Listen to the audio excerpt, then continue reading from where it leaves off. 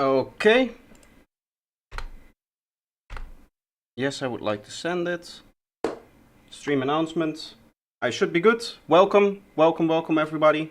Bot is ready, nice and early. That's nice.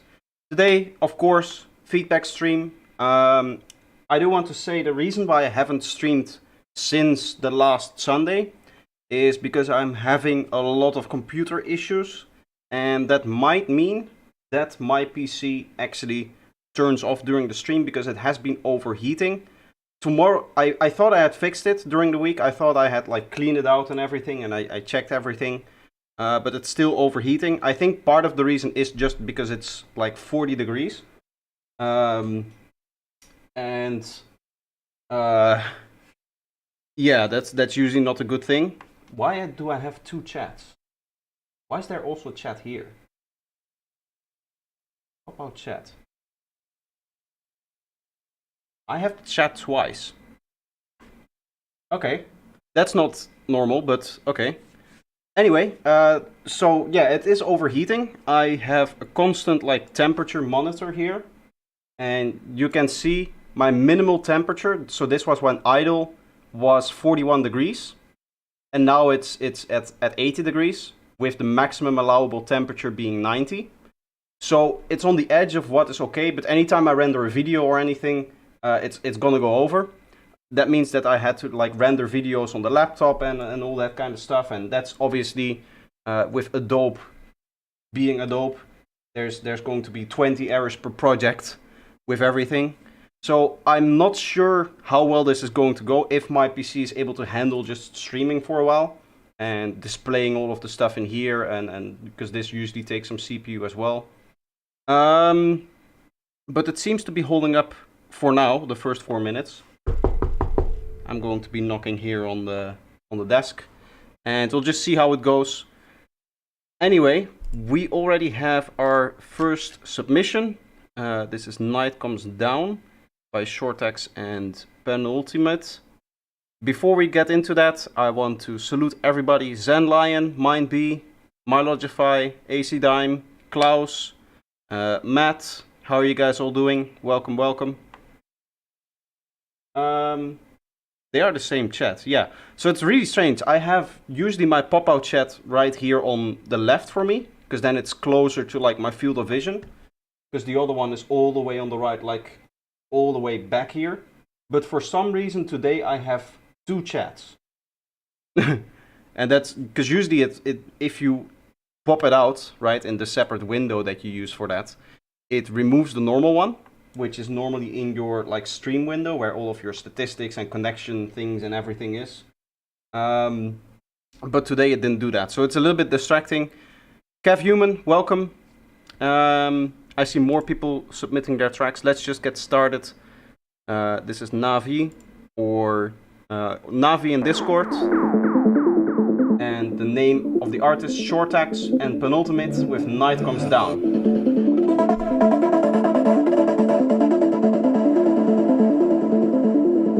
Now, I do have to say, I think I already listened to this track. Because he sent it to me in private as well.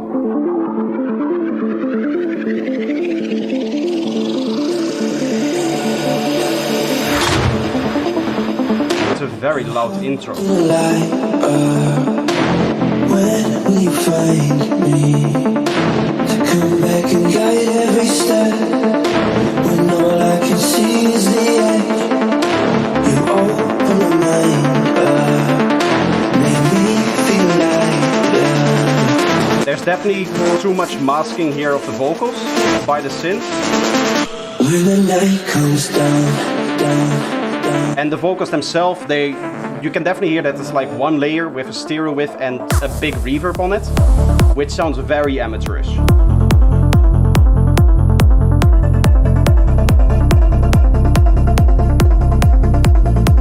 But this is nice. Yeah.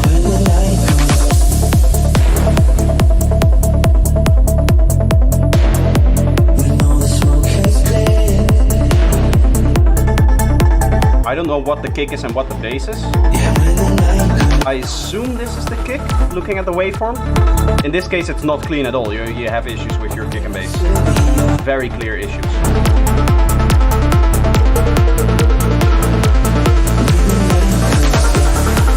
Yeah, so this is the kick, and you can see that it's just fading into it here as well.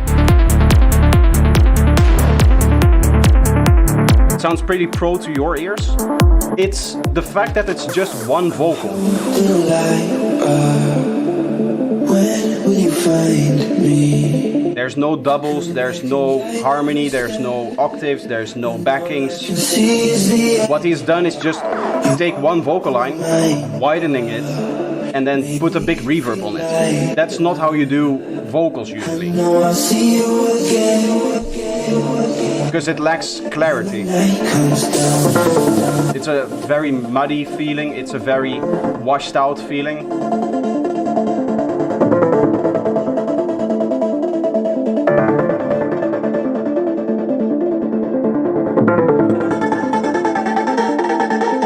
Also, overall, your loudness here, this is constantly at like your maximum. If you're looking, this is the maximum, that will also be the maximum for the kick and bass, I think. Yeah, so this whole track is squashed into a limiter.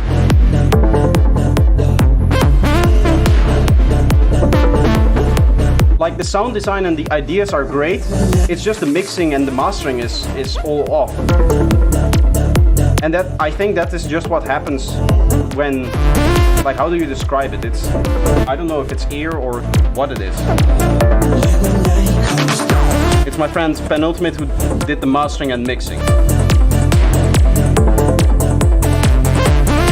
Okay.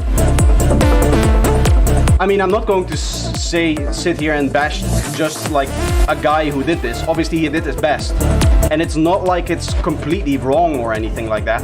It's just the detail difference between a professional track and an amateur track is this kind of thing. It's this kind of thing that you think about, right? The macro dynamics, the way that you do vocal processing on a detail level, the way that you do kick and bass alignment. I mean, this here is, it's just amateurish. It's a very good track, it's a very good idea, it's a very good production. It's just the mix and master that is off. When the night comes down. You're gonna tell him that? Yeah, it's, to be honest, the only, it's hard to even describe how you would fix this. I mean, I offered you my mixing services, and there will be an announcement on that soon. I'm working towards getting ready and setting up an actual like studio so that I can start doing mixing for other people. You know, better speakers, a little bit of a better room, maybe not directly the treatment, but at least better monitors so that I can start you know, doing mixing for other people. And I'm starting to set up the plans, all of the documents that I would need, part of the website that I would need, all of that stuff. And I could probably, I wouldn't say improve this massively, because as I said, again, all of this stuff that we're talking about here is details. It's the last 5%, but the 5% that I am able to, I would say, notice in terms of the difference between a professional track and an amateurish track.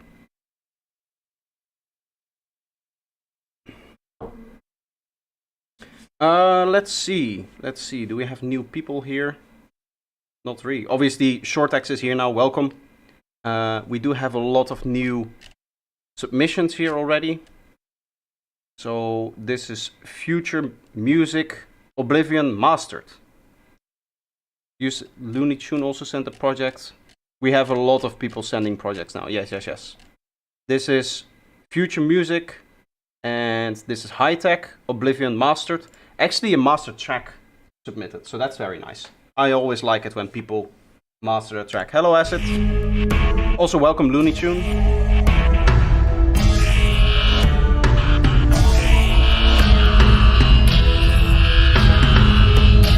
I don't know if I'm a fan of the constant rumble here.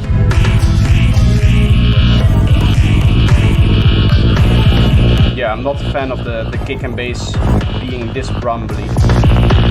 Like no definition. Even though it's filtered, you should see some definition in there. And I'm probably sure that this is, yeah, not clean at all. Big issues here. There's no definition to these transients.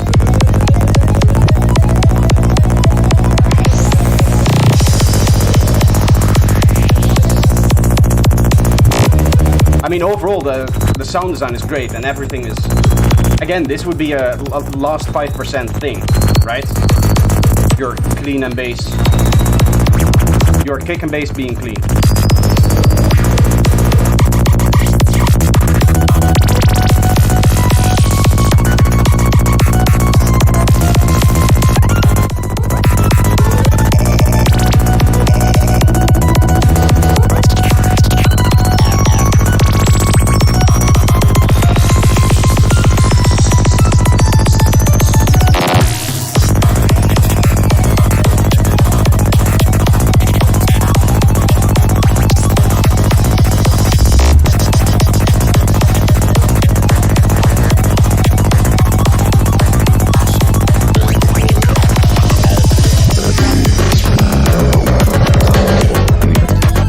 Well, I mean, just looking at the waveform, there's no definition. We can see that, right? There's overall just a lot of mud in there, but it's just not cleaned up either.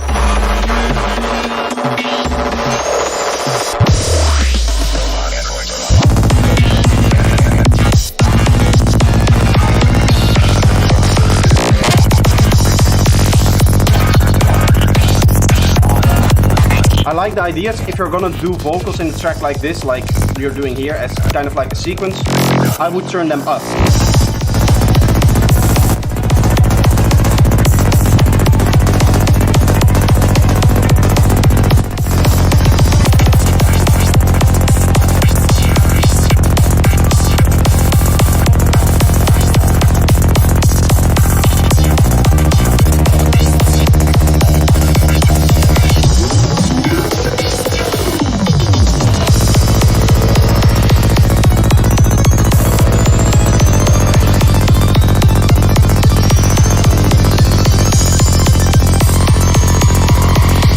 Hello Davey, Zen Lion, welcome. Overall, I think with a track like this, when it comes to the way that people handle chaos inside of high-tech, what you'll find is that it usually does boil down to some kind of pattern. And here I think you have taken all of the sound design, which is good, and you've taken all of the ideas and kind of the structure, which is good, but you have forgotten to keep the patterns. So we already have the chaos of the sound design and the chaotic arrangement, and then we lack the patterns that we can use to, or which we usually use to anchor us within the track, right?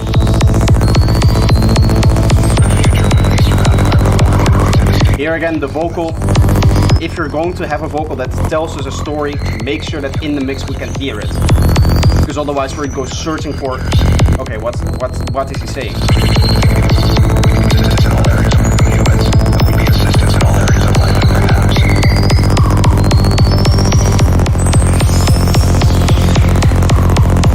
This part is really good, also in the pattern sense, because here we have the pad, which is our anchor, right? It's just playing 4 chords, all in the same length, so that's a strong anchor point.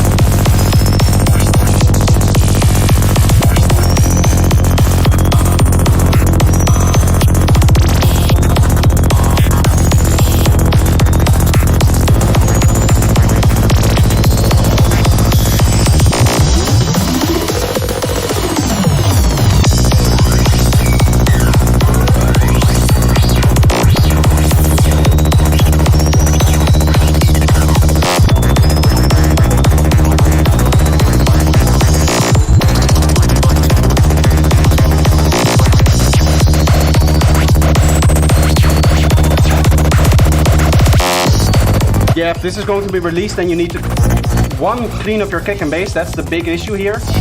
And I don't think, in terms of like production, that you would need to go back and fix things. Like the pattern, as I said, but the kick kick and bass cleanliness is definitely something that you want to just fix.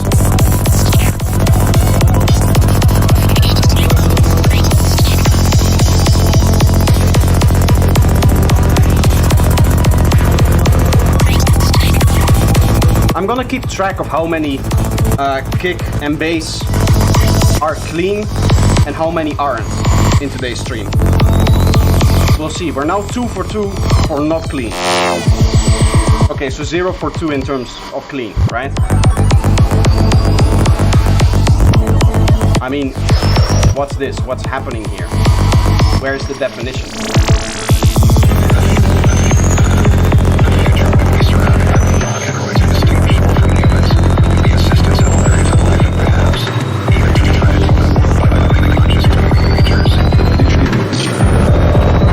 Here again, there's a vocal that is clearly saying something, but you cannot hear what he is saying. And that, not in the sense of like the glitches and stuff happening, that is okay, but it's just too quiet in the mix. And all that stuff, but because I don't know how to mix and master correctly, that stuff is out of my reach, so I kind of depend. I understand what you mean. It's hard to mix. It is really hard to mix properly. Obviously, there's a lot of listening involved, not just to your own track, but mainly to other people's music. And I think that's one of the reasons why I'm able to catch onto some of these, I wouldn't say errors. Again, they're not errors. They are the last 5% that take your mix from something that really anybody can make, an amateur can make, to something that sounds professional. So it kind of depends on other people to do their job, so that kind of sucks. Again, the offer still stands. You can send it to me if you want to, and I can have a look at it. I make you the offer, I think, privately, and I think you have everything in a row. So if you accept that, then obviously I will take a look at it, and you can just do that. For other people as well, right now I'm not yet announcing it and everything, but soon I will announce. Once I've moved apartments and I've set everything up, and I actually feel confident in that I have like the space and the capability of doing that, I will start providing my mixing services to other people. It also depends, yes, it also depends on how much you want to pay for it. Obviously, it's very annoying if you paid for this guy to mix your track, and one, if you pay for somebody to mix your track and he wants his name on the track, I wouldn't do that. I think that's weird. As a mixing engineer, you're working with somebody else's material, so why would you take credit for the kind of like production? Usually your works. If you didn't pay for it, then obviously, yeah, that I mean, for the first track, for Shortex, I kind of get it if somebody's starting out, but there's a basic guideline that you should follow in the sense of at least your kick and bass should be clean. If you're like professionally mixing, and if other people are paying you to mix, kick and bass cleanliness should just be okay. Like that, there's no question about that. Is it lagging? Oh. Paying for mixing it. I mean, brother, looking at your kick and bass and how unclean it was, you might want to consider having somebody else look at it. Or doing it yourself properly, because what you had is like unplayable on a stage. A stage system would just be 30 hertz across the board for everything that was happening.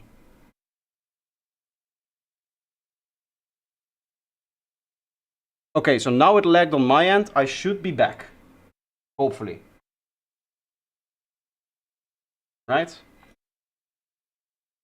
Yes, now I'm hopefully back. I don't know why that happens.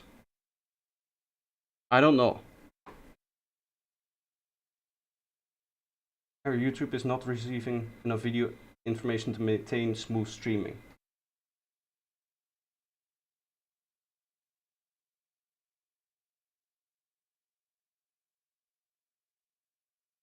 Yeah.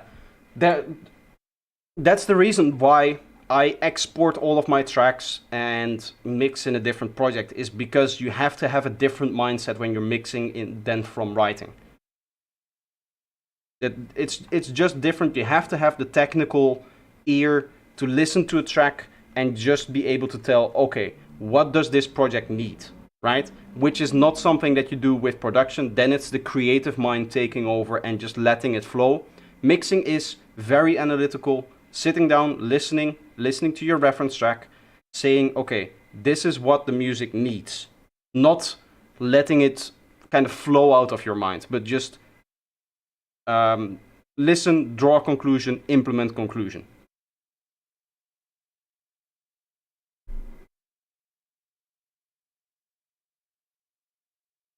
Yeah, usually the three-stage approach in the professional scene, and that still happens for good reason. It happens even more now with production, but it's also interesting. What happens is you have a producer that then hands it to a mixing engineer, that then hands it to a mastering engineer. The reason why that is done, why it's not always the same person, is because when you have multiple people working on a project, one can spot out the errors of another. Even if they're like small details, small things that you hear that are like, oh, this is slightly off, you won't be able to hear that as a producer, but the mixing engineer can catch that. The sound is lagging. Now is the sound lagging? I cannot see any issues on my end.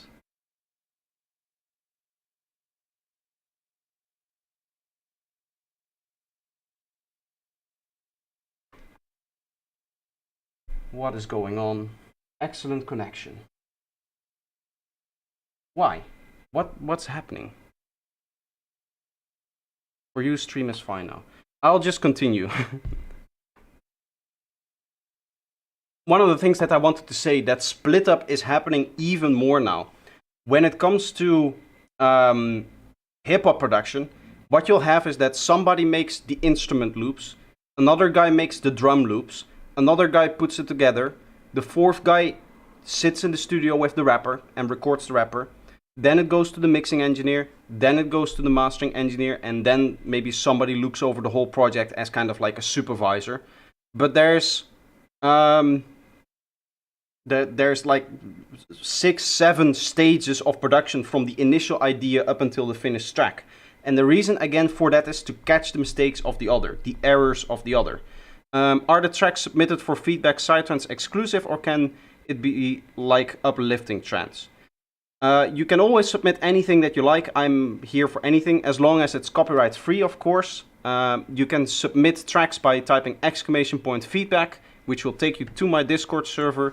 And then in the feedback on stream channel, here down in the stream section, not this feedback, feedback on stream, I just have to keep on saying that, you can post it right here. Thanks for the wisdom, bro. You're welcome. That's why I'm here. I hope I can hear my feedback again without lagging issues. I mean, I haven't gotten to your track yet. Your track is all the way down here. Or here. More psychedelic. Ah, you submitted 2 tracks. That's okay. Anyway, Kingthin, Tales from the Bog D162. Let's hear. This is probably going to be one of the clean bass lines, knowing Kingthin.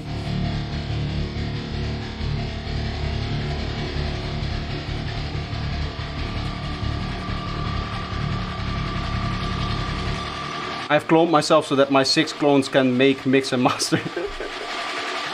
That would be nice, yeah. If you could just dedicate some of that annoying work that you don't want to do to somebody else, to one of your clones.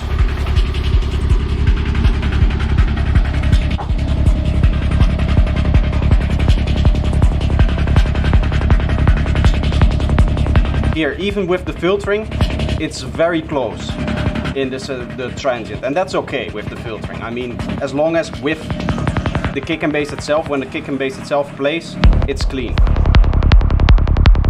Which this is. You can see it returns to 0 and then the transient happens. And the transient is given all of the space that it needs. And the same is true for this bass transient, as well as here, as well as here.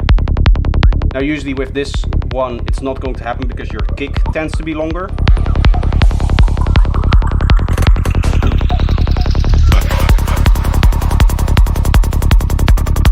This is what a clean kick and bass sounds like. You You can hear the definition, but you can mainly see it. And the reason why it's important is because it's going to translate so much better to a sound system that is actually used in a club or on a festival.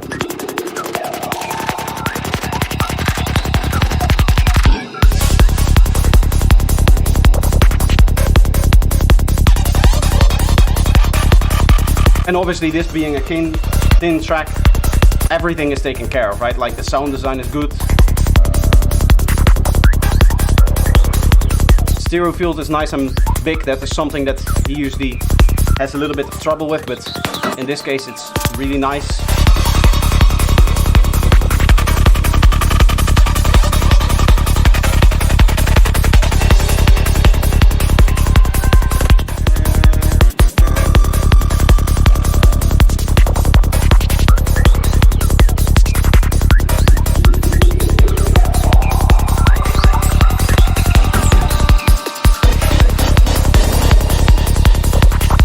That sounded a little bit loud, that one synth that we had there.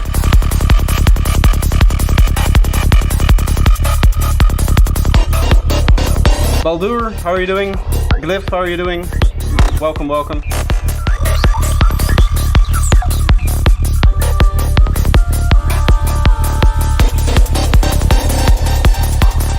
Yeah, that one synth, that one kind of chord stab is a little bit loud, like minus 2 dB maybe.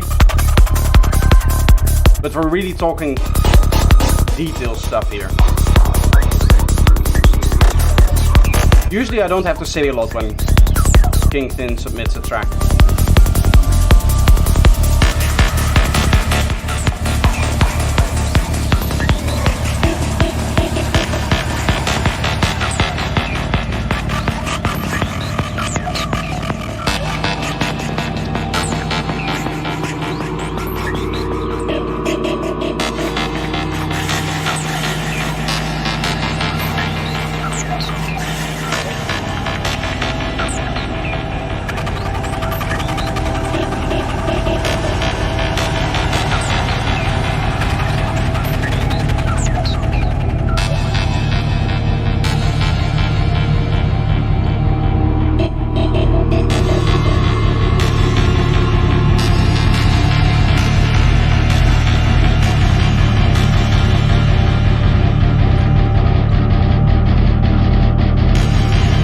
It would maybe be nice to have the sub and the guitar do the same thing, because now the sub is just kind of washed out here in the lower frequencies, I think. What is happening here? Why is this so rumbly? I would like to see a little bit more dynamics in this guitar here. Because you do have it in the mid-range, right? And the high end for the guitar. So maybe the sub bass should follow that. And this mid-range stuff, everything that's happening like in this lower area as well.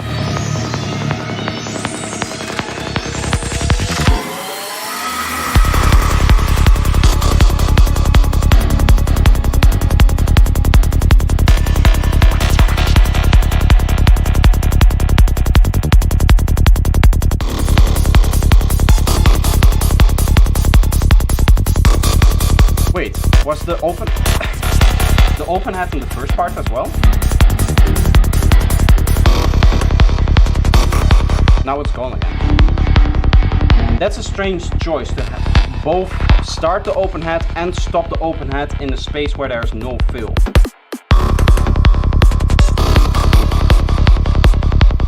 Also, it was fairly low energy, the place where it was. You would assume that an open hat is usually the highest energy part. Yeah, this is where I personally think it would be more appropriate to have it.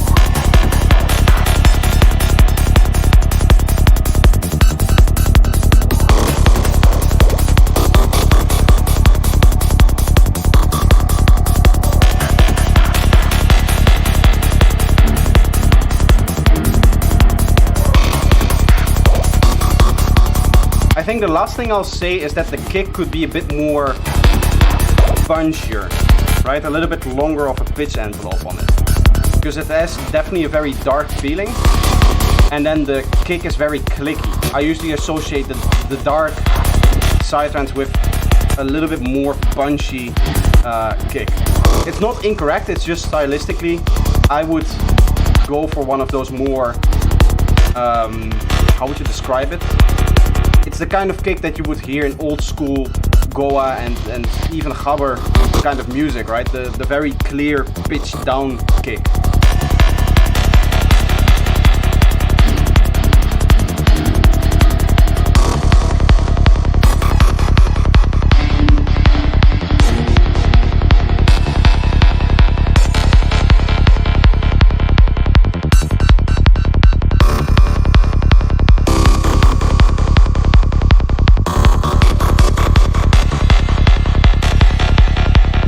I think I already said it that there was like a few synths that were a little bit on the loud side.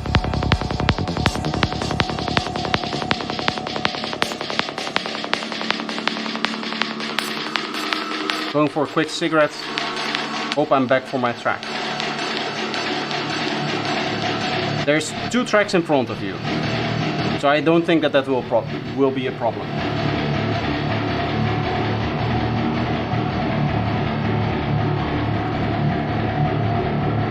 Hello projector. I saw my own name in the orange box and Barono, how are you doing?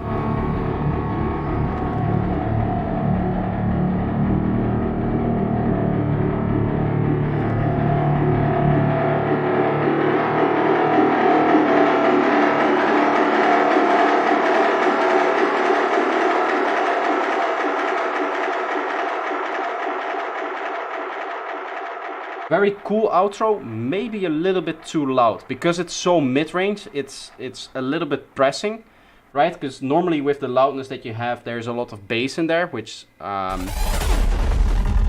it, SoundCloud, I hate you. Usually that kind of loudness comes a lot from the bass and like the lowest few harmonics, kind of everything below, I would say like 200 hertz. But this was just the guitar like middle part. And if you press this, we are very sensitive in this area, especially around like 2K, 1K, this area here, because that's the area where kids, when they're crying, make a lot of frequency content. And therefore we naturally hear this a lot more, evolution-wise, right? A lot of the things that we used to pay attention to in nature, whether that be, as I said before, crying children or animals or sounds in the forest, all of that stuff tends to happen here. So we are very sensitive in this frequency area and not so much in the bass. So if you're going to have a curve that looks like that in terms of your frequency spectrum, what we just saw, you need to make sure that it isn't as loud as the rest of your track, because it's going to be perceived louder if you make it as loud as the rest of the track. 5 weeks of just lazing around. Nice. Very nice. Now it's Looney Tune. Is no goud. Buckeris.mp3. Could you check that out for me? Yes, I can.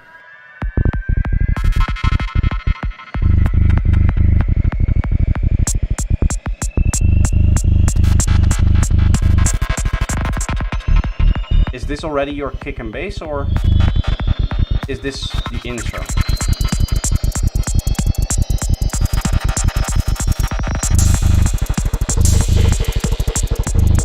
There's all kinds of strange things happening here. I don't know if I should judge this as a real kick and bass already. Yeah, it's a bit all over the place. I mean, this is your kick.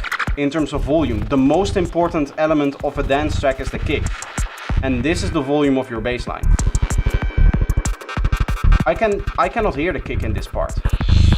The most important part of the track is inaudible here. Been lurking a bit as I'm preparing dinner while listening. You're welcome, dude.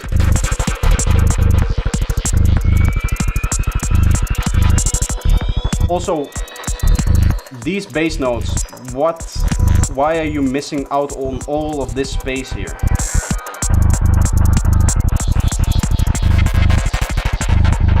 What's the point of such short bass notes?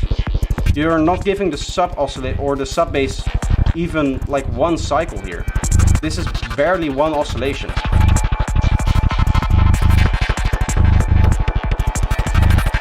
You tend to stop when you hear distortion on your headphones. But that...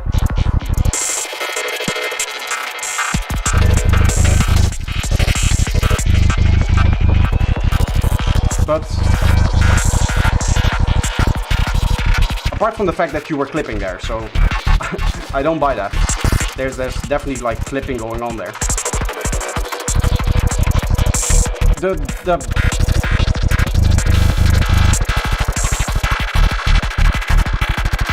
It's not even buying new headphones, it's just the idea of how do you mix, not on headphones, but how do you mix with the philosophy like, oh, I'll just stop when it's distorting. No, when you're mixing you need to say for each element, what is the purpose of the element, how important is it, and according to that you set volume, frequency, stereo width, ambience, dynamic range, all of that stuff. Here clearly there wasn't any thinking going into it, because there isn't a way that you can make a kick and bass where, or make a track where obviously the kick is the most important element of any dance track, and then have a kick that is inaudible. That doesn't compute, right? Even if it's experimental, you would at least have the balance right, the volume balance. And also between the different bass sounds it's all over the place, the volume.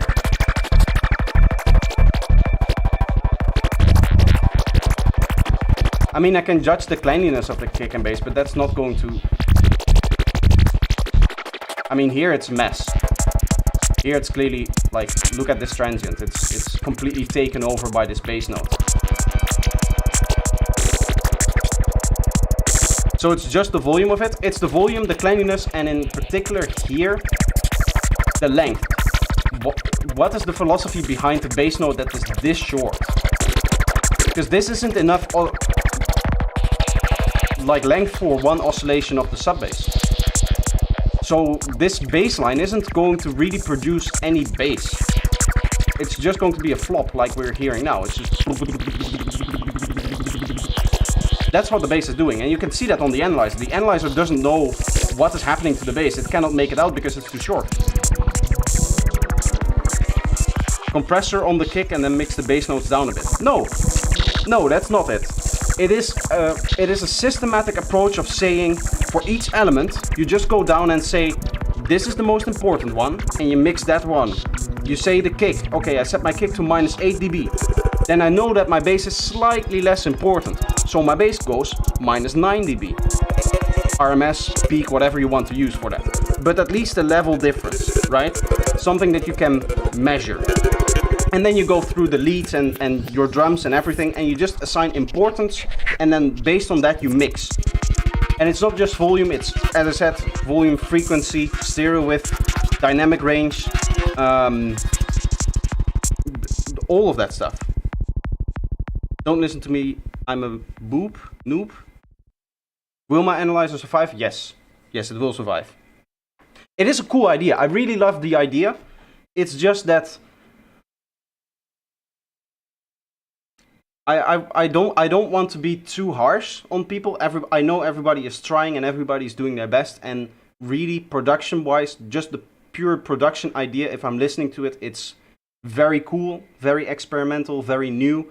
But sometimes the mixing mistakes that you hear, you just have to like sit down for a little bit and think to yourself, like, how do people do it?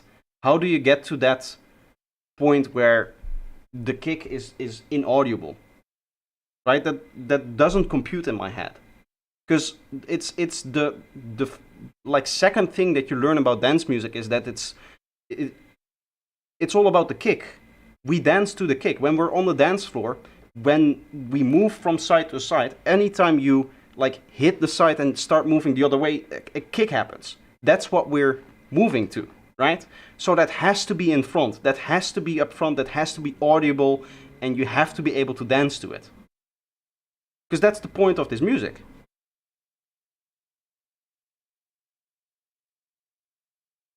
Sometimes I don't know. sometimes maybe I have too high expectations of people, but on the other hand, I say that, like, you have to know that.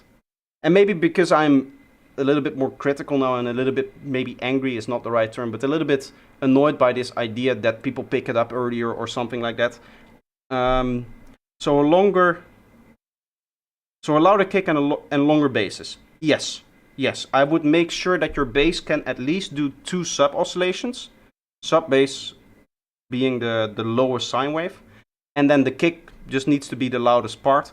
But more importantly, what you need to do when mixing is, as I said, you just need to, okay, set all of the levels to 0 dB, turn everything off, then turn on your kick, set it to the peak level that you're comfortable with. Personally, I use -8, but you can choose whatever you want. If you want more headroom, you can just go into your master, put on a gain, and get more or less headroom. Where in the digital world, there's no problem with, before you're going into mastering, just saying like, oh, I need 2 more dB of headroom, bam, bam, there's 2 more dB of headroom, right? So that's not an issue. You just set the peak level for your kick or a level for your kick. You can even use RMS, LUFS, doesn't matter, as long as you systematically go through all of your elements and you check. Kick, loudest, okay, good. Next up, bass. What does it need to do? How does it need to interact with the kick? How much space do I need to leave for the other instruments? After that, it's all of the other elements. You just go leads, drums, and then you go to the effects, all of the supporting elements, all of the backing stuff. Usually I leave vocals till last, and obviously with vocals you need to make sure that you keep enough space. What that usually means for me is that I do tend to go back into the track once I start adding vocals to make more space for my vocals. But that's just because I work like top to bottom and my vocals are always at the very bottom of my project. That's a workflow that works for me though. I don't know if it works for you, but you do need a systematic approach to making sure that your mix works. And the very best way, by the way, to do it is export all of your elements as WAV files, import them into a new project, and then, start mixing from there. I have a cheap kickback on Gumroad. Let me know in private if you're interested. Of course, yes, I also do have a Gumroad pack, but Mind Bees pack is also very good. This is for Kick 2, the synthesizer, and mine are just samples. He also has a bass pack, by the way, which I downloaded today. Very good. 15 bass sounds with some macros and some nice control. Anyway, let's get into the next track. It is a good tip, yes, an oscilloscope. Any analyzer is going to help you because you can visualize what you're hearing. You shouldn't rely on it. You shouldn't be able to not be able to mix without like the analyzers and all of the stuff that I'm showing here. But again, I'm showing you all of the analyzers as well to just give you an idea of what the track looks like and what do other people's tracks look like, right?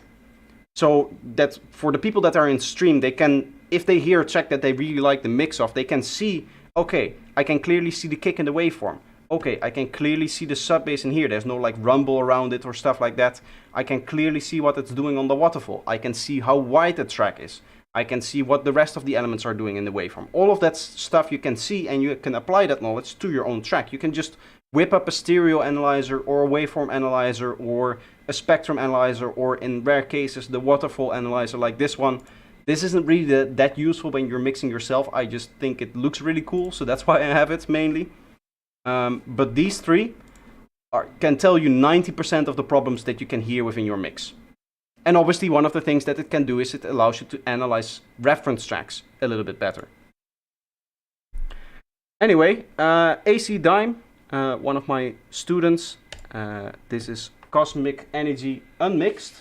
So this is just a production idea, but we'll have a listen and we'll see. I'm expecting a lot of real world instruments here. Acid Monkey, how are you doing? because he just bought the complete native instrument complete package, the complete ultimate, I think. So a lot of contact things, I hope.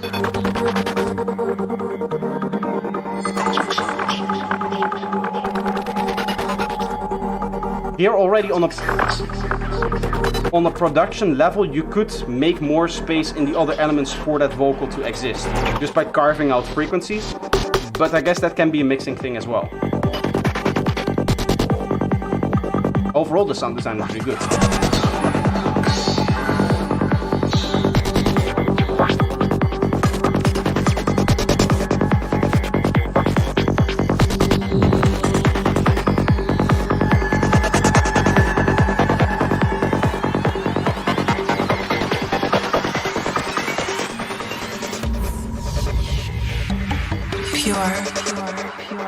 That's nice, the vocal just like that, given enough space.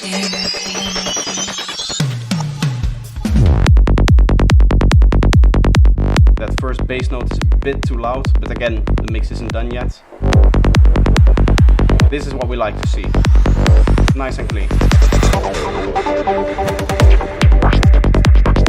I think we're 2 for 5 in terms of cleanliness.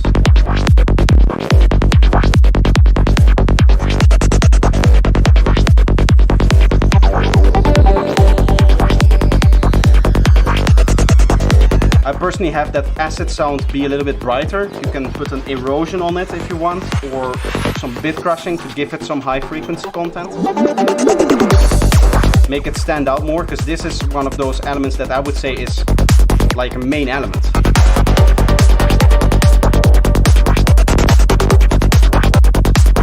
One of the few elements that is a melody and not like a trans-gated sound.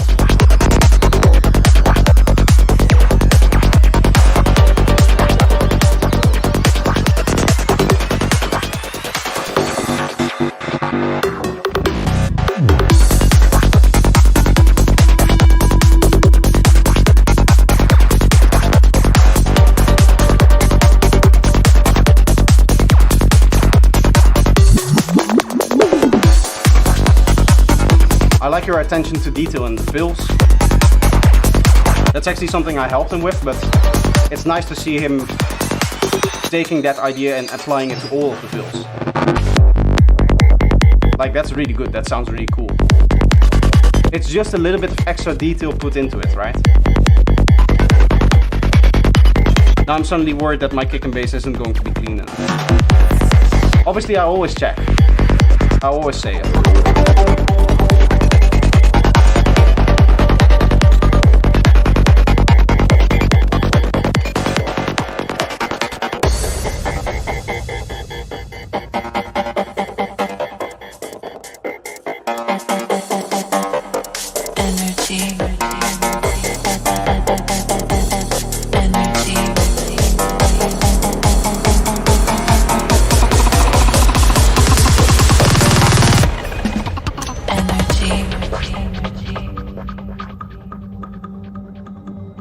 Okay.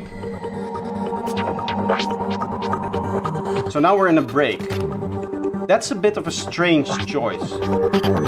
You would expect if the build-up is so strong that there would be a drop behind the build-up.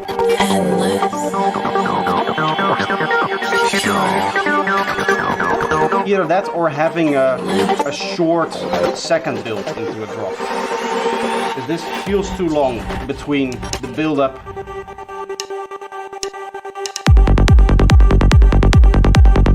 and this drop here. I do really like the vocal pad idea here with the transgate on it and everything.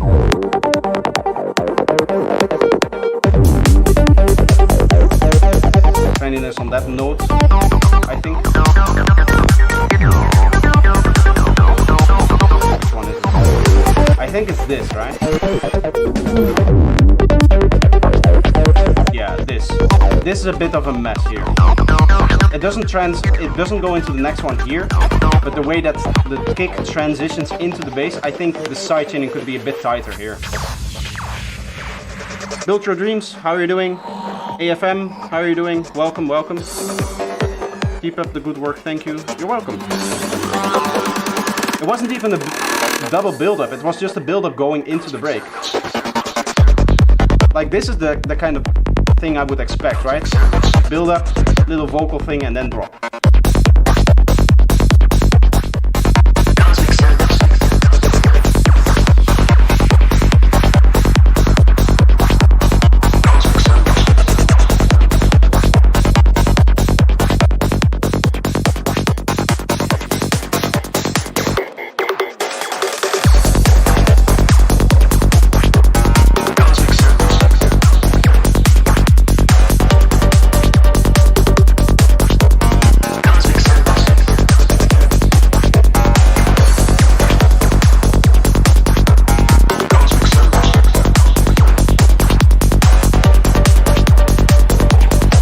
I really like that chord pluck.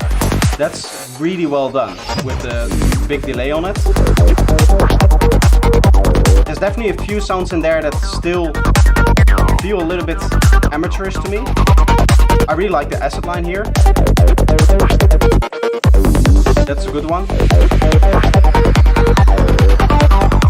But there's a few sound design things that maybe have not enough detail in the stereo field or just don't really sit well, I would say.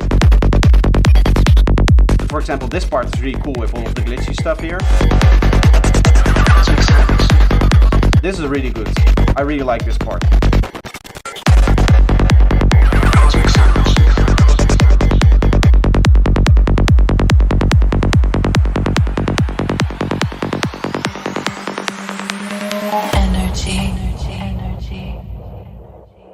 Very well done. Very good. Zenline is actually back, so we can get into his track as well. Sent this 2 weeks ago. I fixed the stuff you talked about and changed one or two things as well. Excited to hear everybody's thought. More psychedelic.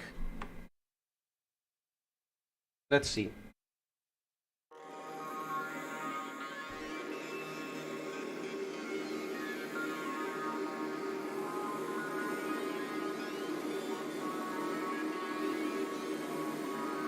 I like this. It may sound insignificant, but you can hear that it's not just a pad in this intro. There's like 4 or 5 elements, I think, making up what is happening here. There's a little bit of a wash, there's a little bit of like a drippy sound. We have that digital kind of sound that we hear.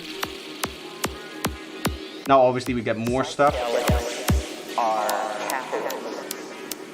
to thought, to imagine, to understand.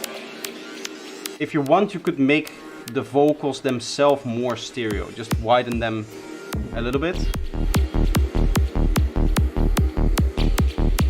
Sounds very quiet. This is as loud as it will go.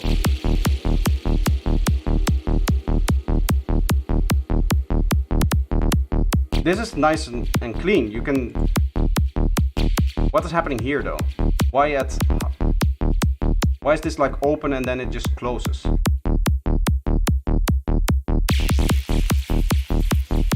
Also, the kick can be longer if you want to. If you're just going to go offbeat, you can make the kick go up until here.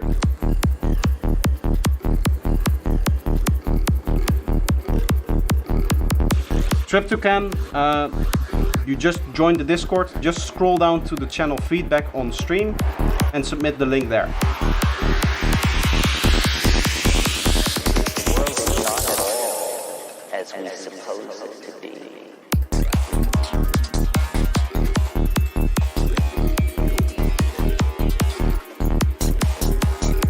Maybe because it's not mastered. Of course, yeah, if it's not mastered, it's not going to have the full loudness that you would normally have from a mastered track.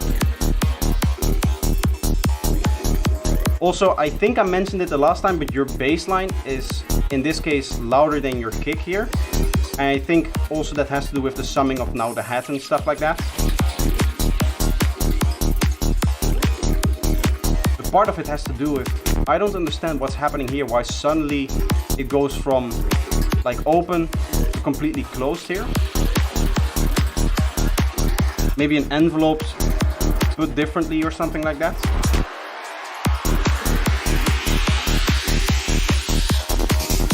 But yeah, again, kick should be the loudest.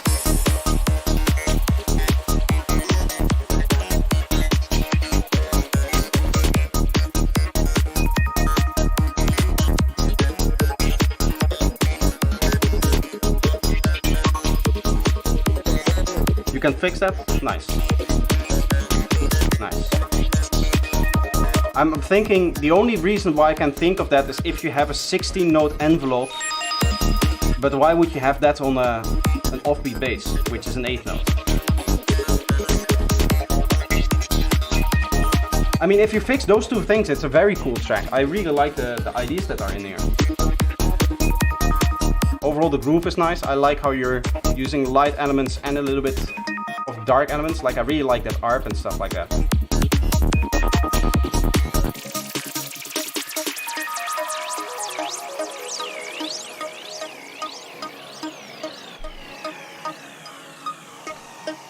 Let me quickly check my temperature. 80 degrees. It's a stable 80 degrees. It's not ideal, but I think I can keep going with the stream and I don't have to worry. Wait for main sections.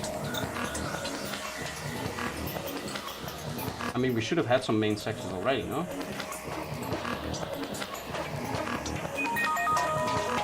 More psychedelic every day. Ah, here now we go into 16 notes. Ah.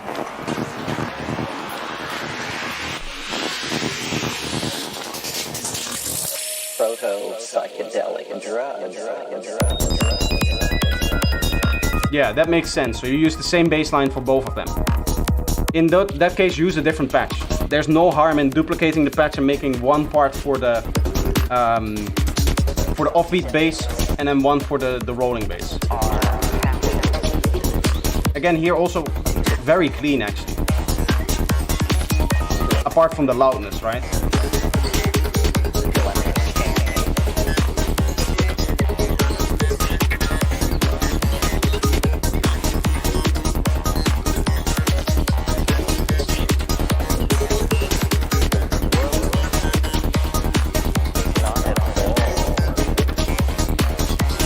I think personally for your kick, listening to it now in detail, I think the transient is too long.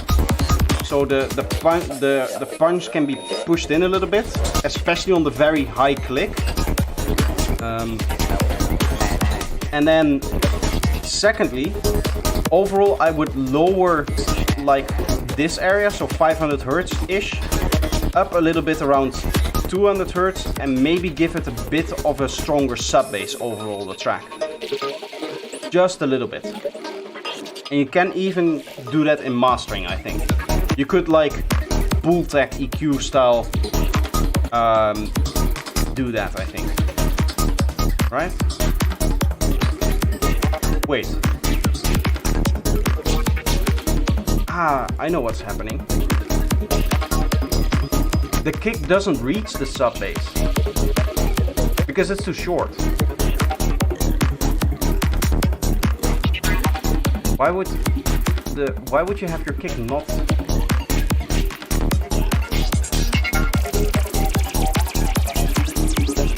That's the issue here. Do you see how your kick just kind of stops there?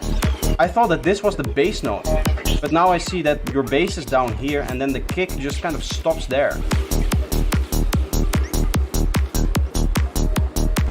Like, look at how much space you still have left for the sub bass to be in. I would use all of this space, and even in the high energy part, that first note you can just phase align, low sidechain, and then you would be good to go. Again, if you turn down your bass by a couple of dB.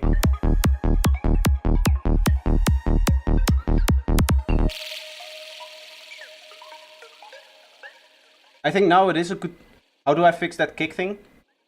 Depends. Are you making the kick yourself? I hate this. Why is there autoplay? Can I change settings? Streaming.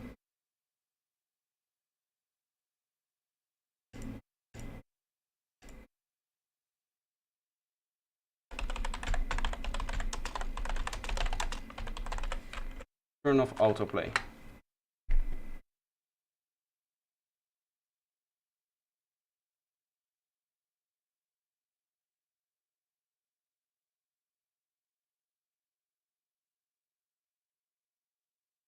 Alright, then scroll down and click off autoplay. Let me quickly fix that because it's annoying. Okay, so the very first thing that that forum said was just not there. Nice. You always like it if there is an old forum post and you go and follow it and then the very first step is just not correct. Anyway, yeah, I guess we'll just deal with it. I think now is a good time to say for anybody that's new to the stream, no, it's a preset from Glitch. Well, to be honest, I would recommend in that case to, as crude as it sounds, get my drum pack, the Projector Psychedelic Drum Pack Volume 1, and just use these kicks. Because these are proper kicks. Not that the dash kick isn't proper, but you have to adapt it to probably the tempo and the track that you're working on. The preset is tweaked though. So your preset is not going into the sub. I mean, it's what I think is happening is that you're triggering it a little bit too high in terms of the note.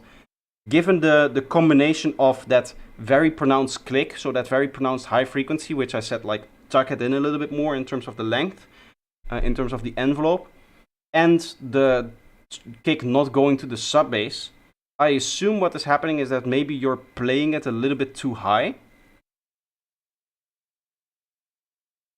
Yeah, you did make it shorter and adjust the envelope. I mean, if that's the case, then that's the cause of your issue, I think. Because to me, it sounds like what is happening is that the envelope click is too long and it's not reaching low enough, either because it just doesn't have like the time, like you're cutting off the volume to 0 before it gets into the sub bass, or maybe the note that you're playing does not allow that low of a frequency, right? So those are the two options, I think.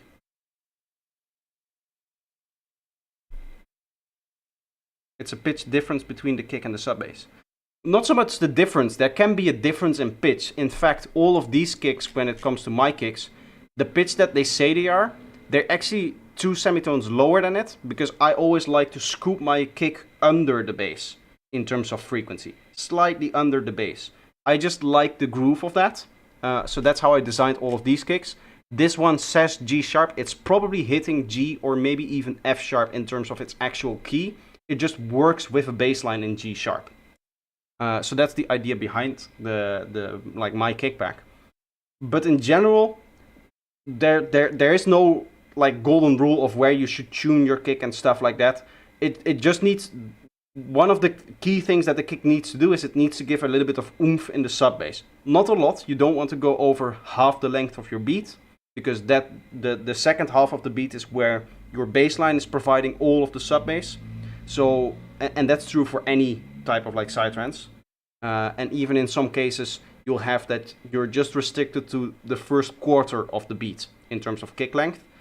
In that case, what you'll see is that the envelope is very, very tight. Like what we saw with the track before from Kingthin.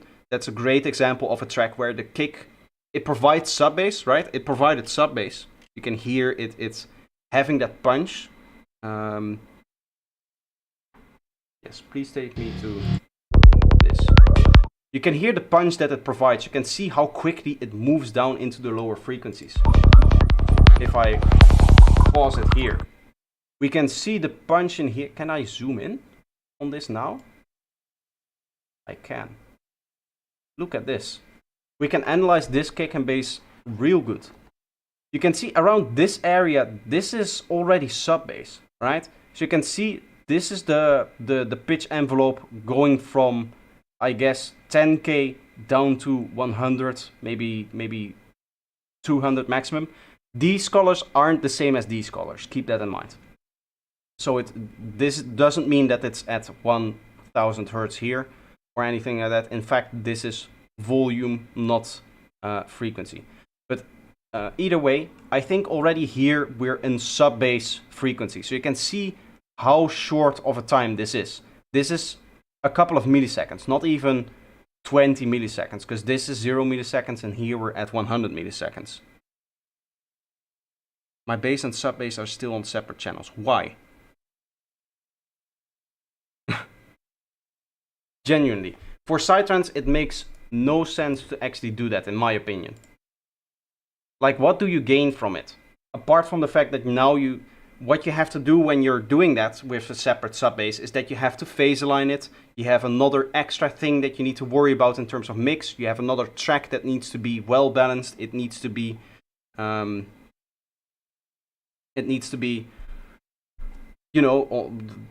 taken care of in the mixing stage. Why would you have the sub bass and bass in different channels if your bass line is perfectly capable of delivering sub bass?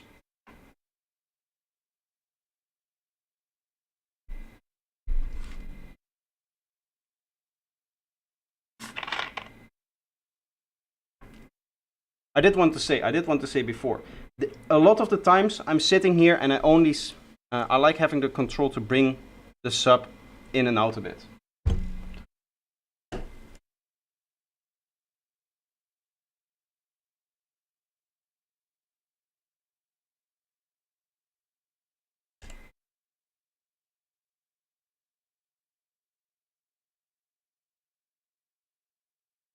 Do this.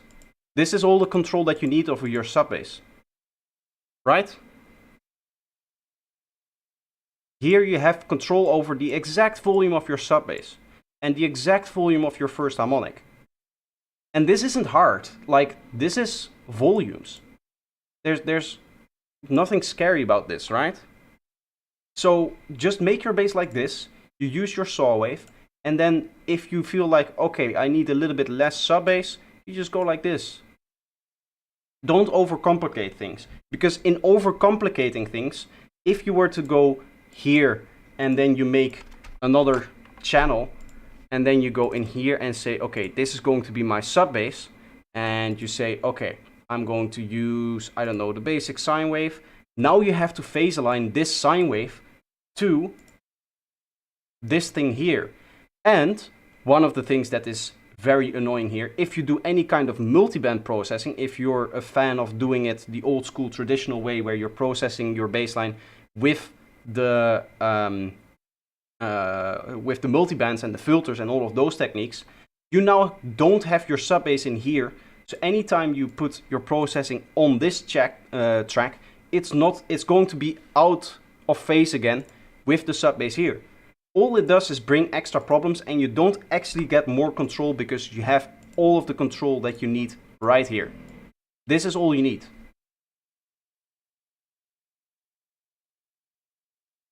Thank you. Let's go to the next. I'm sorry if I'm bashing too much. Yeah, you can just let me know. Yeah, a sub bass makes sense in genres where you do such extreme processing on that mid range, such extreme distortion that you can actually mess up, the cleanliness of the sub bass. But we don't do any distortion on our bass lines, or at the very least, very minimal saturation. And if you're doing that kind of psytrance, if you want to make a kind of psytrance where you have a very distorted sound to the bass line, then you can add a layer to your bass line, which does all of the grittiness and all of the distortion. A lot of the Vini Vici tracks use layered bass lines, and in that case, they will have a classic psytrance bass line, and then they'll layer all of their mid-range and higher frequencies on top of it. The last thing that I did want to say is, I don't want to be the guy that sits here and only says negative things about the track. Hopefully I am not doing that. The reason why I like to focus on the negative things is if I also talk about all of the positive things about the track like this, and in general all of you guys' tracks, because for all of the tracks I could sit here for half an hour talking about the positive stuff about your productions, right? I don't want to do that because I do want to keep a little bit of tempo, so that's the reason why I only really point out all of the things that maybe you should change or maybe that I don't agree with, and then we go into the next track. I just feel bad for everyone else waiting. This is a massive learning opportunity. I wouldn't feel bad for anyone if I were to explain all of this stuff, because there's definitely interesting stuff about listening to other people's tracks and stuff like that. You're not taking up too much time by doing so. People are here to listen to music and learn about music production and how they can improve their music. And one of the best ways to do that is by listening to other people's tracks and thinking about that. Maybe you can give one favorite element per track. Well, it doesn't really work like that because the whole production is like, it's not like I'm sitting here like one sound, okay, I really like that sound. It's your whole production is overall, and this counts for everybody. It's very good production. You guys, when it comes to quality of music in general, everybody is just very good at producing. There's just a few detail things that people need to learn. For a guy like Zen Lion, right, which I believe has been making music for 2 years now. How long have you been making music? 2 years maximum? Like, the quality of work that you produce after 2 years or however long it is that you've been making music is 10 times what I was able to achieve at the same time. Like, if you guys would go back to my old music and listen to it, back in the day, it's terrible. It's like, it doesn't even compare.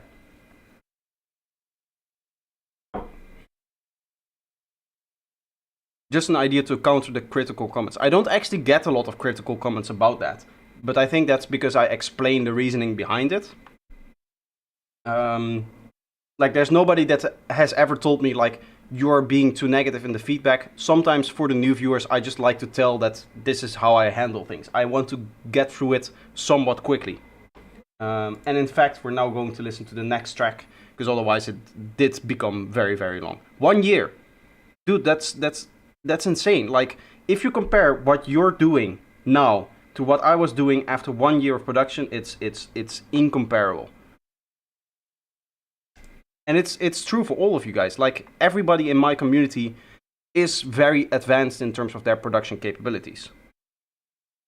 Like, this is going to be a great example. This is going to be Dark by Mindbeat. Let's listen to the quality of this track. Like, listen to this opening.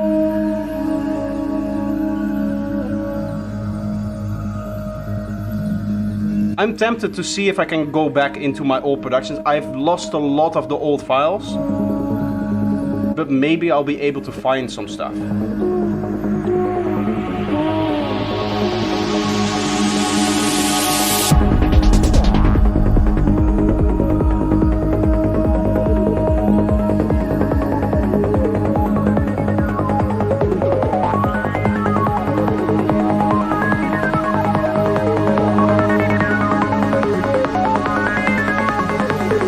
I think I know where I can find some of my stuff that can compare.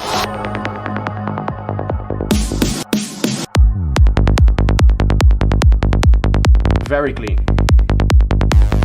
Very nice. I like your stereo field. I can see that it was done using M stereo spread with the way that it stereonizes here.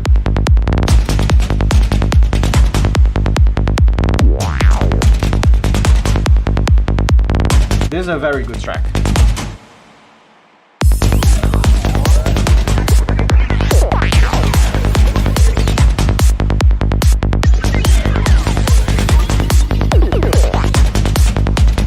Up until this point, I have no notes.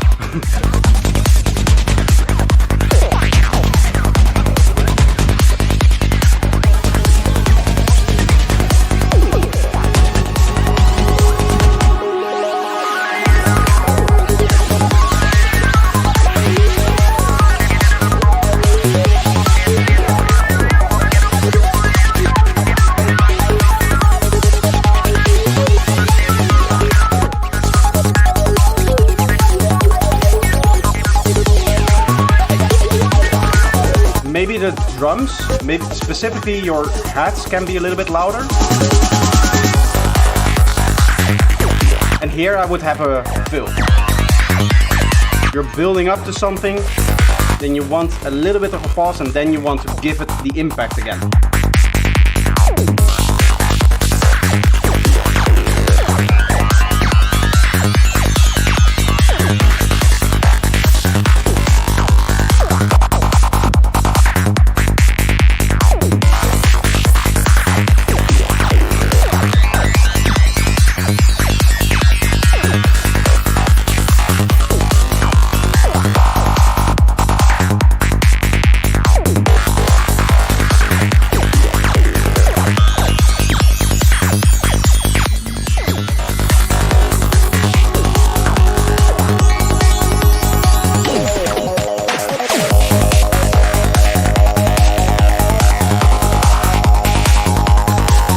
usually when it comes to fills, what you would see in the volume is that there is a little bit of a dip.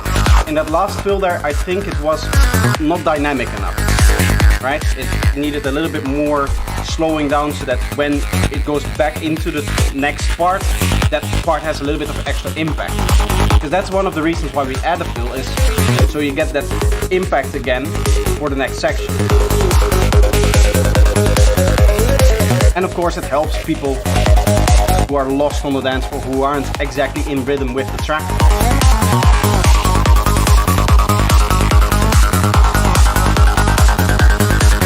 But I mean, overall, this is professional quality, mix-wise, in terms of sound design, in terms of idea.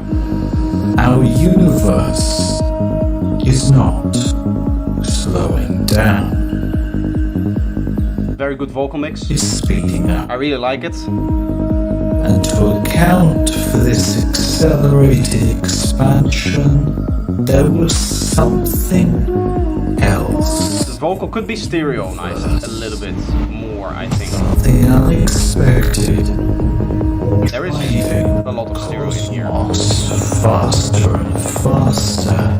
I don't know if this is the actual stereo or if this is my analyzer now fucking up.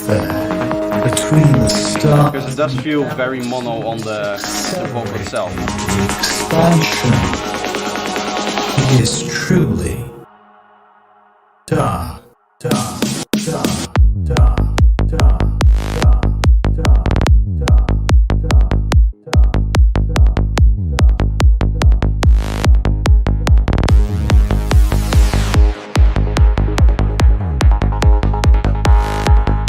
Slight issue with this bass not being clean here. Small resample thing.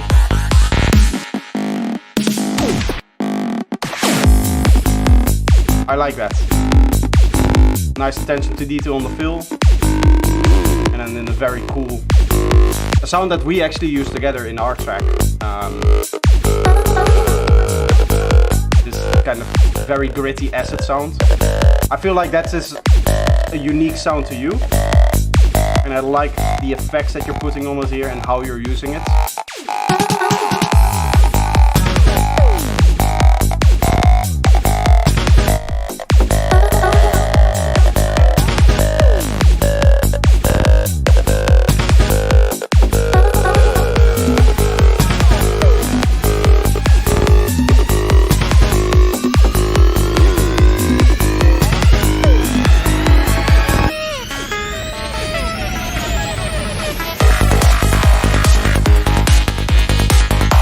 If you're going to go back into a rolling bass line, I would suggest a little bit of a drum fill announcing that.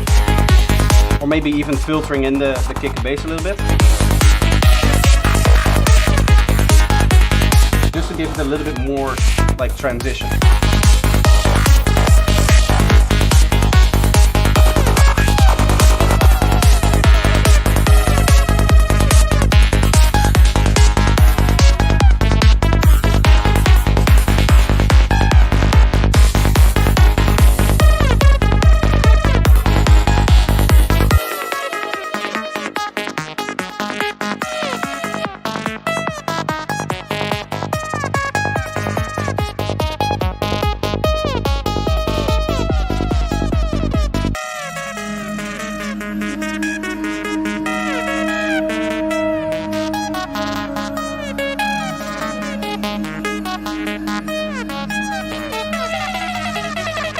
Vocal is super loud in my opinion. I like the vocal balance.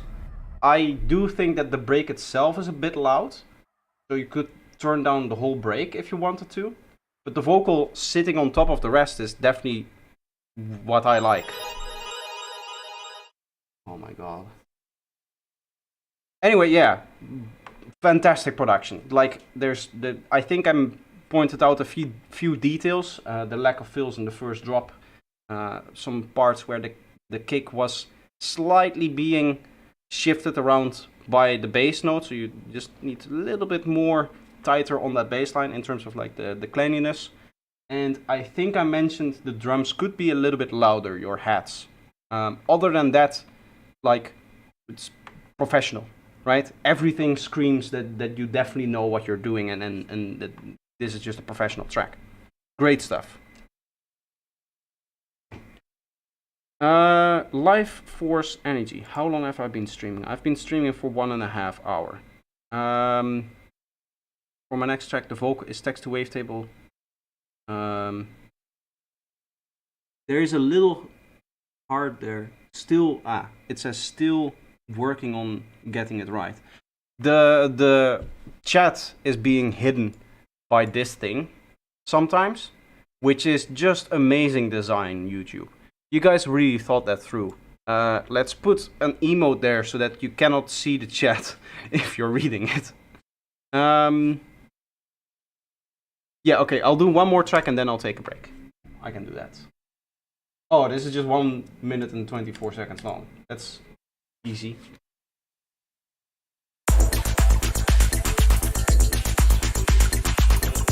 Love it.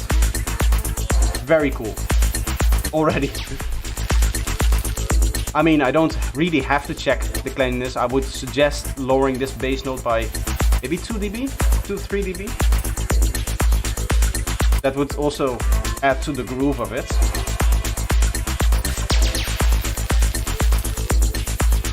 But this is great. This kick is also like very punchy, very nice. It's on the same note as your bass, which actually makes sense.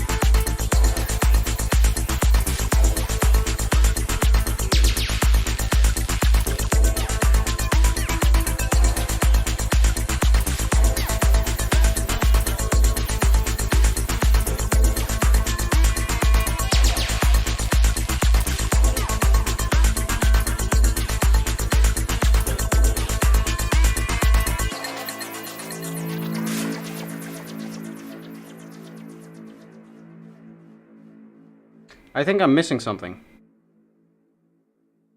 You said... Is that the one you meant? We have many submissions. Am I going to get through it all today? I don't know. Where is the vocal then? Is that here at the beginning? No, this is just empty.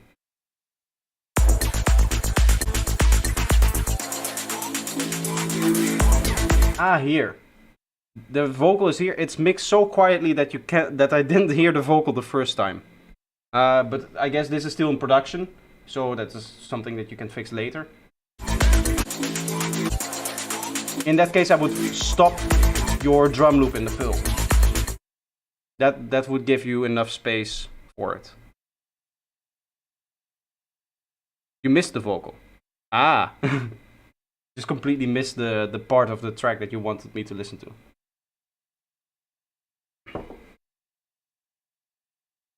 Okay then. I am going to take a break before we listen to Klaus' submission. Let's see. What music? I'll put on this one. Because I haven't played this in a long time, I think. That it does a loop. And then boop boop. And I'll be right back, guys.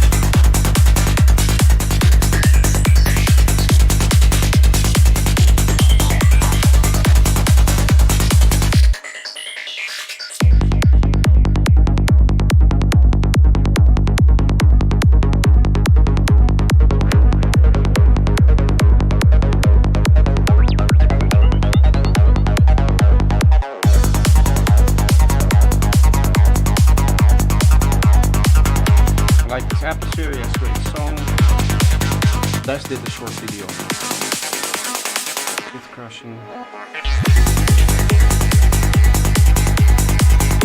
Ah, the text-to-speech thing. Yeah, the split oscillator. That's a good technique. I actually use that not with this track. With virtual reality, one of the tracks from the EP I released recently.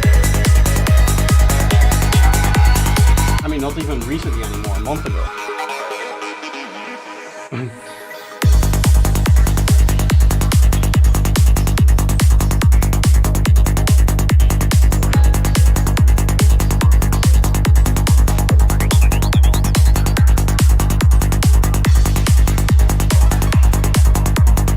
There's a little bit of an issue with this track with the bass transient in the slower part.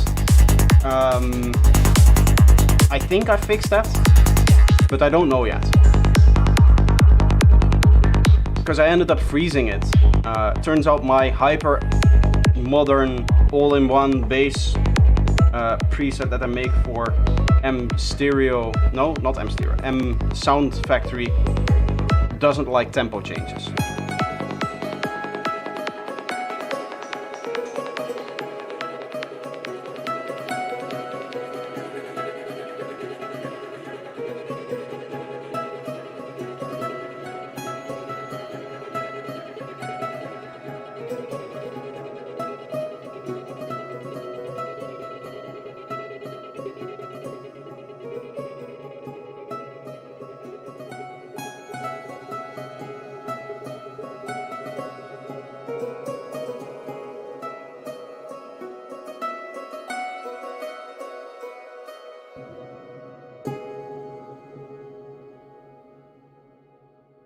Okay, that's the track.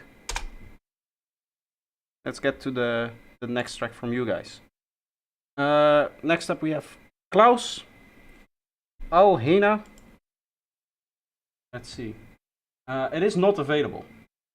Obviously, okay, Klaus, so what's happening here is you said the track works for you. The reason is you are logged into your account so you can see your own private tracks. What you have to do, instead of copying this URL here when you're sending your track, is you have to go down here where it says share and then use that link instead.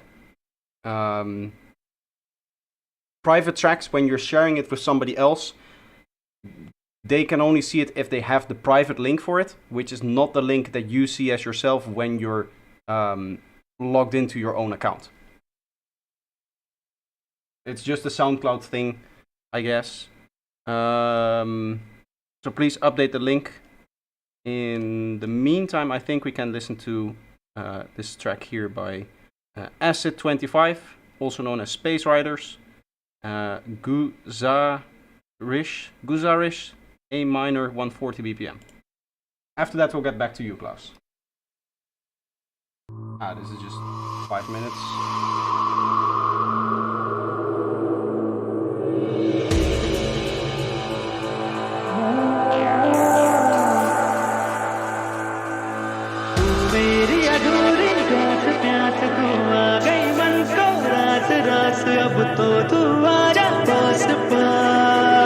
Personally, I wouldn't filter the vocal in.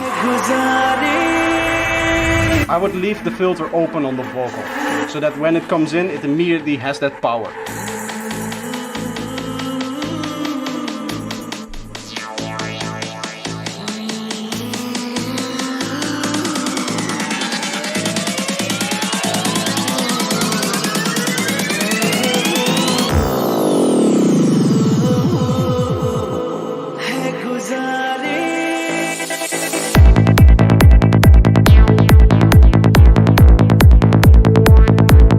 Very clean, very nice.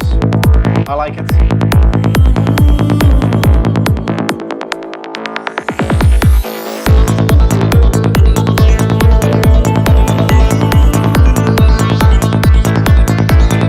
Overall, the stereo width on your track, on the rest of the elements, the kick and bass is fine, I guess.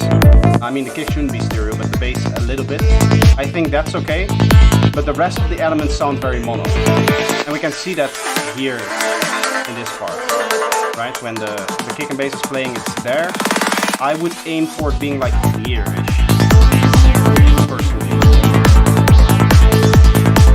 stereo field is one of the things that you can really play with.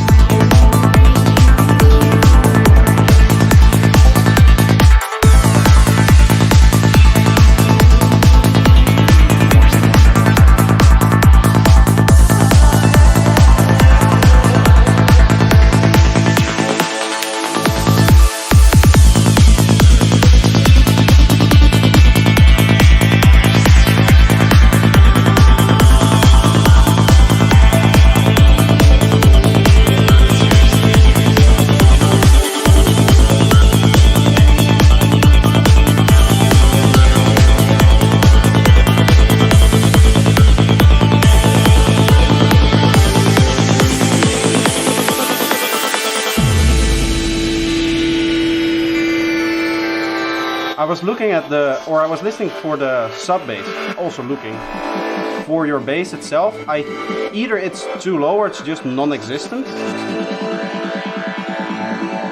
I don't think you want to completely remove the first harmonic of your sub bass. I do understand lowering it quite significantly.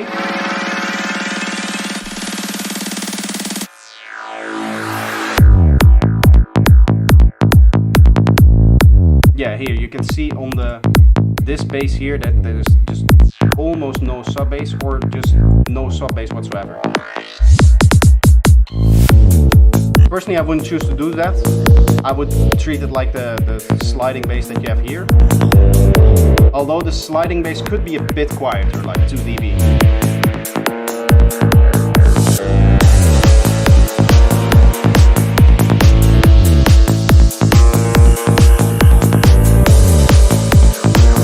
I like the snare that you used here.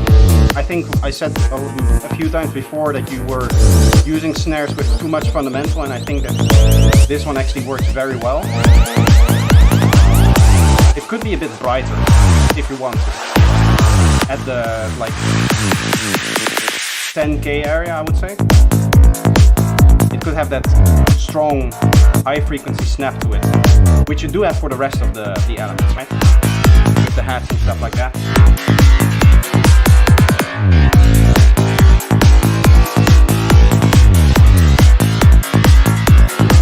But I mean, the sound design and overall the mixing and everything like that, it's just like the Mind B track.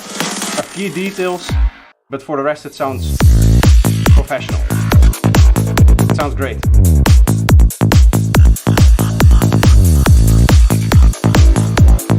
I don't even know how I will ever collab with you guys. I'm in Cubase and you aren't, perhaps I'm just uneducated. You render out stems, or what you can do is you render out your track, have Klaus just kind of add his elements to your track, and then you mix and he sends stems back so that you can mix them into your project. Like that's how I'm working with, or worked with Boom Boom Bessa on our collaboration, which hopefully comes out somewhat soonish. I'm going to go back to the Klaus track real quick. Again, as I said here, this track, apart from a few details and especially the sub bass for your main bass, why that is completely missing. But other than that, it's professional, the way that you're arranging things, the sound design that you're using. I really like the vocal mix. I said in the beginning, like I would not filter in the vocal. I would, when the vocal comes in, have it full power just from the beginning, like full frequency range, so that really the power of the vocal and the message that the vocal is trying to tell just comes through all the way. But other than that, as I said, sounds amazing. You guys are highly underestimating the like collective skill that you have in terms of as a community. I think that we are just very, very good producers all together. And I think that it reinforces each other, right? Everybody here is getting to that professional level, and we're all getting there together, and we're all learning together, including me, I would say.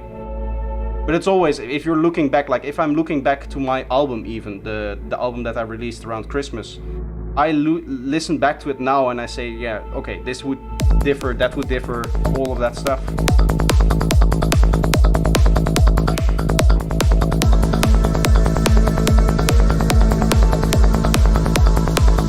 The kick is clean, your bass line isn't clean, so the bass would be resampled here, I think.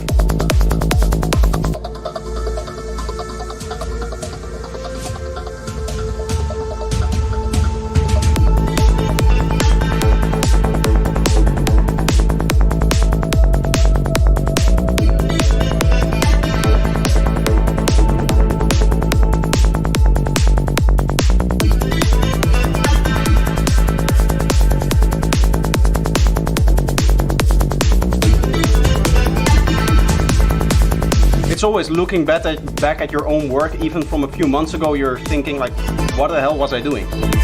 But that's collective learning. That's learning, right? Overall, I think your top loop and your hats and your snare and everything could use a little bit of extra energy here in the 10K area.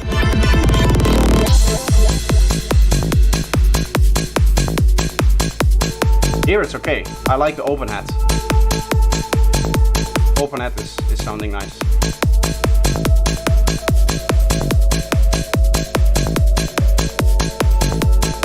And of course we have to give Klaus credit for his very unique style. You can definitely hear that this is a Klaus track, as I'm almost always expecting now from you, Klaus. Like, I don't know, I cannot even describe what it is, but it just screams at you like this is made by Klaus.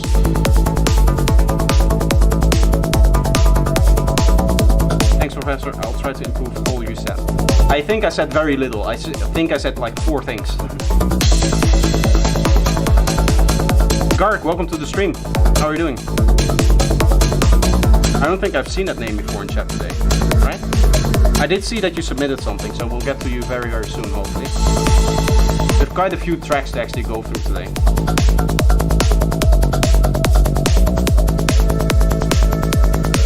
I also get back to all my tracks to get the stereos better. It's the one thing that you learn that you can then implement in all of your tracks, and once you have implemented them in all of your tracks, then you have fully learned it. Here I would also say that when the elements come in, it's actually okay. The stereo field. Yeah, no. It was just when the moment when the kick and bass on its own is playing, it's a little bit low, but for kick and bass itself, that's actually perfectly fine, having a quite mono kick and bass. And actually, thinking about it, obviously, that's something that you really want. Yeah, overall, in terms of the production and everything, very clean, very Klausian, very unique style. It's just the cleaning up of the kick and bass here, and then you should be fine. Then you should be good. Was there something else? Yeah, the hats thing, the 10K on the hats, a little bit of a boost. Let's see. We were here, so now it's Gark. Hello, I usually make techno. This is my first trance-inspired track. The sound design was quite fun. Let me know what you think. Trance thing, work in progress.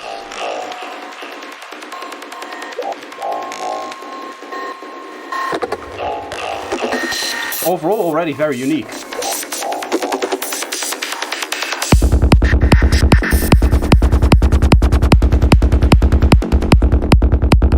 Actually, your first kick and bass, and it's a clean kick and bass. I love that. Very nice. I have one more later. I saw it, yes.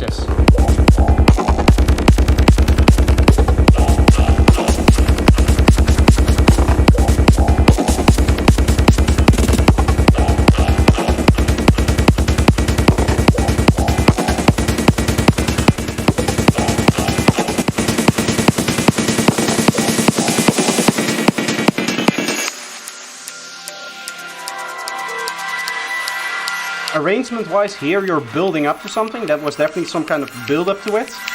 In that case, I would also suggest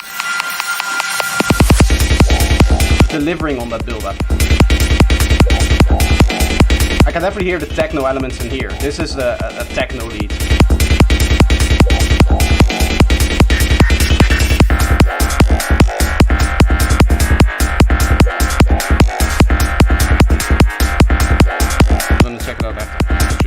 I'm sorry to hear that, Suffist. Welcome to the stream anyway. Glad that people are here even through hardship and everything that they're going through.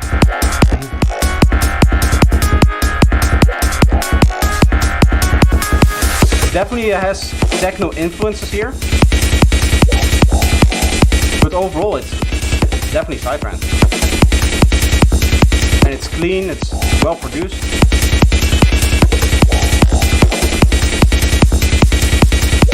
Maybe one of the things you could do is open the filter cutoff a little bit more on your filter cutoff envelope.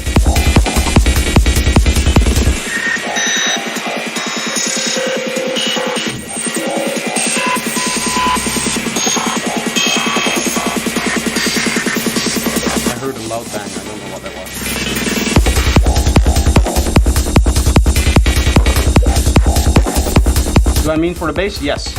Yes, your bass line is very dark.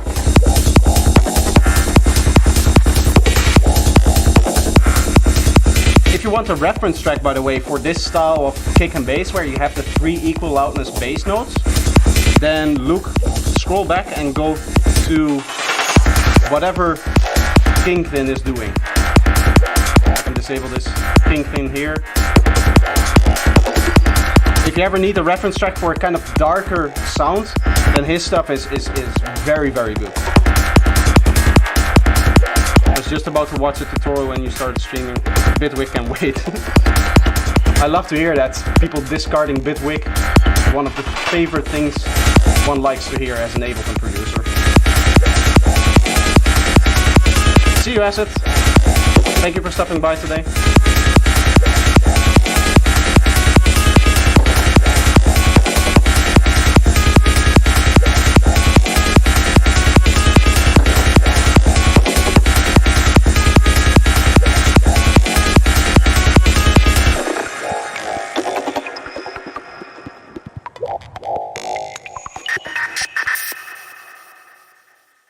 The other thing that I would suggest here is to have a few more fills in it.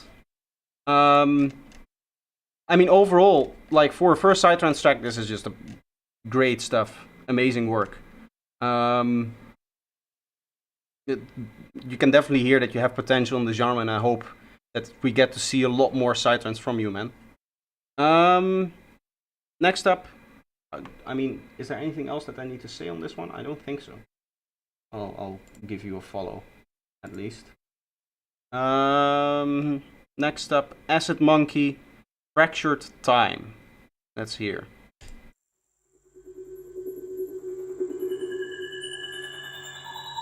Acid Monkey is also one of those people that has some crazy sound design. You can hear it in the intro as well here.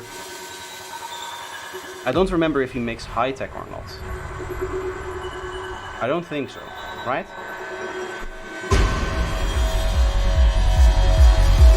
No high tech.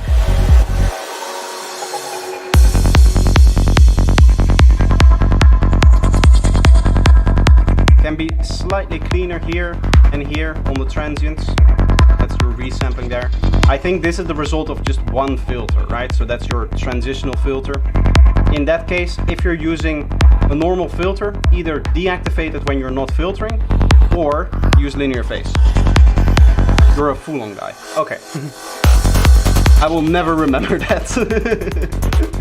I'm not good at remembering everybody's... I mean, for a few people I do, but not everybody.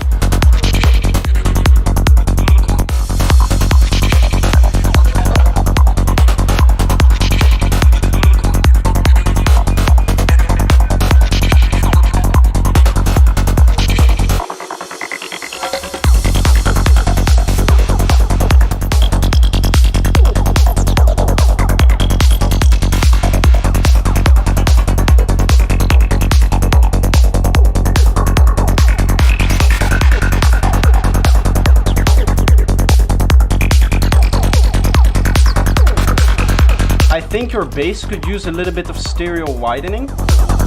I've shown this up before, right? The where is it? Stereo spread.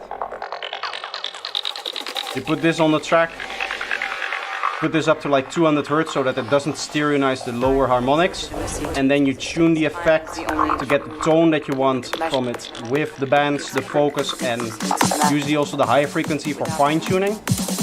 And then you just set the amount of the effect that you want with the spread here. There are also other plugins. If you want a free option, then Wider 2. The reason why Wider 1 doesn't work is it doesn't have a high pass, but Wider 2 does, so you could use Wider 2 for that as well. But I mean, the rest of your stereo field is very good, and overall the production quality again, I mean, this is great. Without time. Nice vocal mix. There it can be a little bit louder if you want to.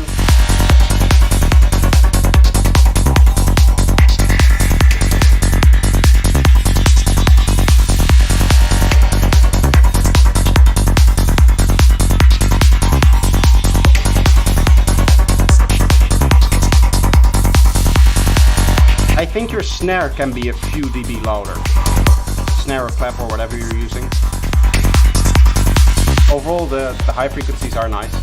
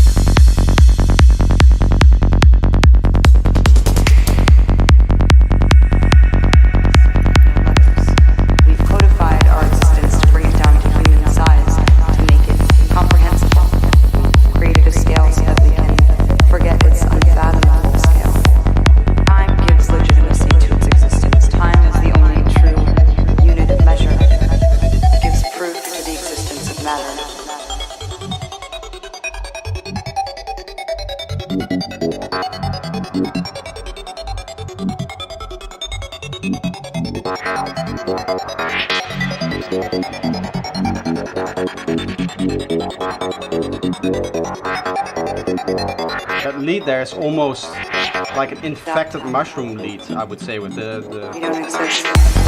filtering and the darkness on top of it. And now we have this very cool arp. That's some atonal thing, right? Like, that isn't a bandpass thing that's happening there.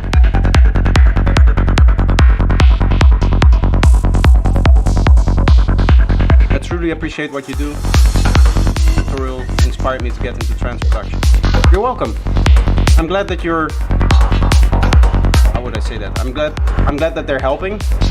That you're finding your home in psytrance.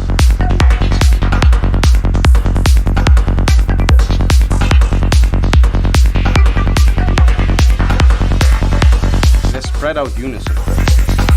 Ah, wait. Yeah, that's how you do that. You can use a sine wave, then set the unison spread to like several octaves, and then it would randomize it? No, wait. Or you play random notes, I guess. I don't even know. I assume that that was some kind of Harmer trick, because I know in Harmer you can just generate those random sine waves like that.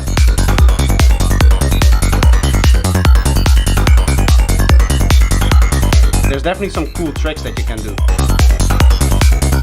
That's just pretty simple. Yeah, okay, if you do random notes, yeah. Then they will always be proportional to each other, like where the sine waves are. There's a trick in Harmer to do it where every sine wave just plays at a random frequency every time, and you just say how many kinds of sine waves that you want. But Harmer is a special beast. That's not a synth that you can just get into. I want to get it, but money is a little bit tight right now. You know, with having to move to a new apartment very, very soon. We don't exist.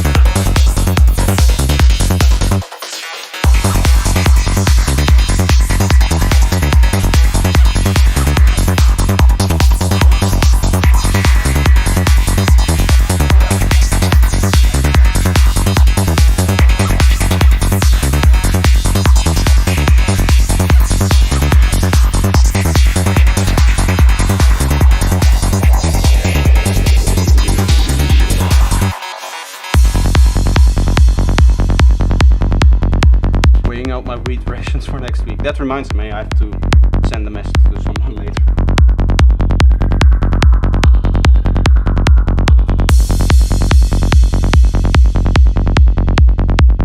Yeah, the kick and bass is, as you can see, completely mono, so I would stereonize your bass line if you have the capability to do that.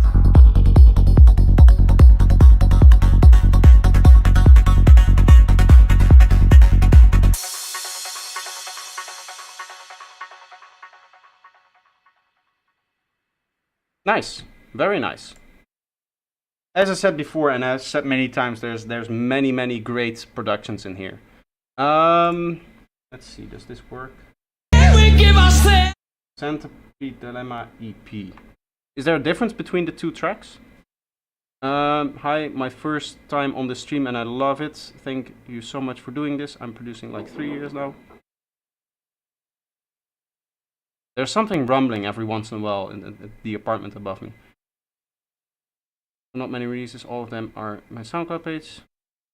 These are 2 tracks, actually I don't know which one I like to play. The second one is much more psychedelic in my view and the first one is more pop. But both are 180 BPM high tech. I want feedback. Both of them, but if that's too much, please play the second one.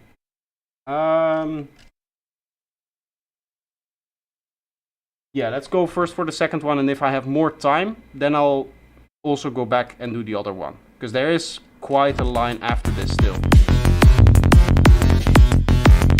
So this is Centipede's Dilemma by Tryptokam.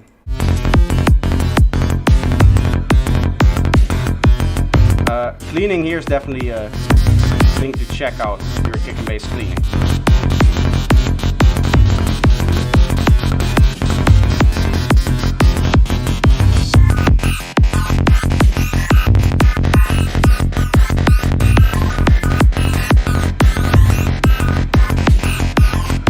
If you don't know what I'm talking about with kick and bass cleaning, by the way, for anybody that's confused, let me find the video for you where I explain everything.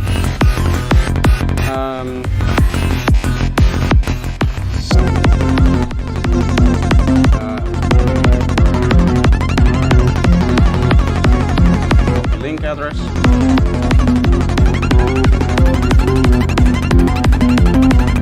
Rumbling in the apartment above, imagine what they're saying about you. Well, currently I'm wearing headphones, but other times I have thought about, like, am I annoying my neighbors?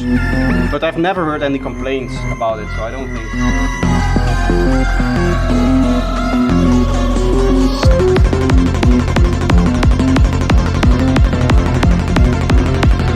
It's a little bit muddy here. I think you can scoop out a little bit of this area here. And some of the very dark synths that you have, you can brighten them up a little bit to push them out of the area that your kick and bass should be occupying and into more of the mid-range, like above probably like 300 hertz-ish.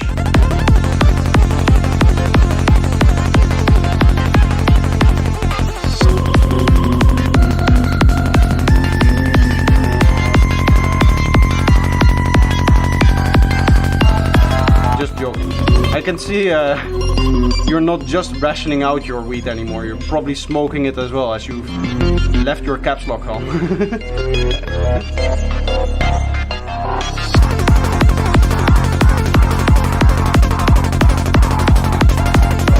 Sound design is very cool here. I really like what you're doing with the melodic stuff here.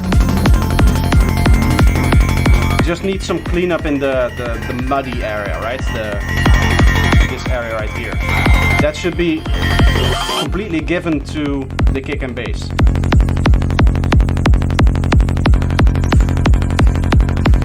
Okay, so that vocal is probably out of phase.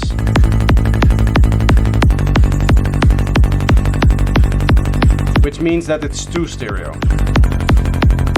That was a first for today.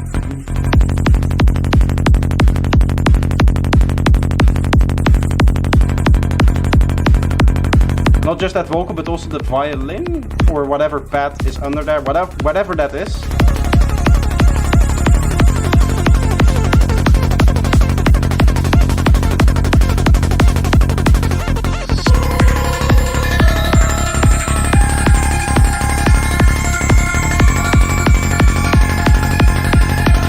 It's definitely on the experimental side of high tech even, because you're keeping the beat very little.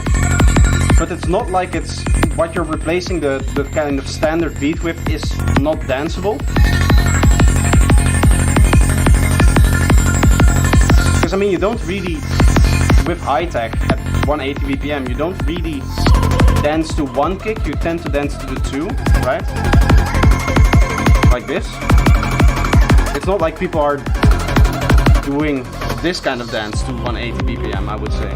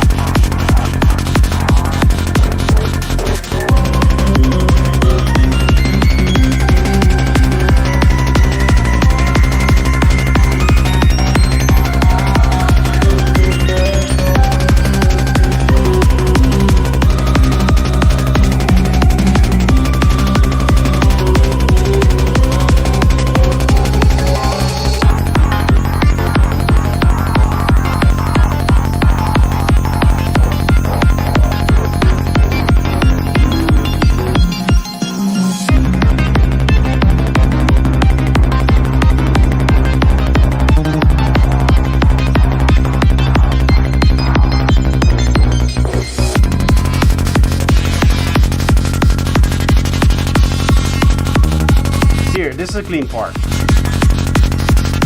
in the sense of you can at least see every kick and the bass notes and stuff like that. I don't think it's entirely clean in terms of the kick and bass itself, but in the other parts you had a few areas where the waveform is just dominated by mainly your leads and atmospheres and all of that stuff, and you don't really have that silhouette of the kick and bass in there anymore. Here you can still see the silhouette of the kick and bass the whole time through, and that's usually what you want to aim for in terms of your mix, and that's a very easy check that you can do by just recording the waveform or using an analyzer like this. Yeah, you can see it's out of phase here on the vocal, and we just heard the vocal for a little bit on its own.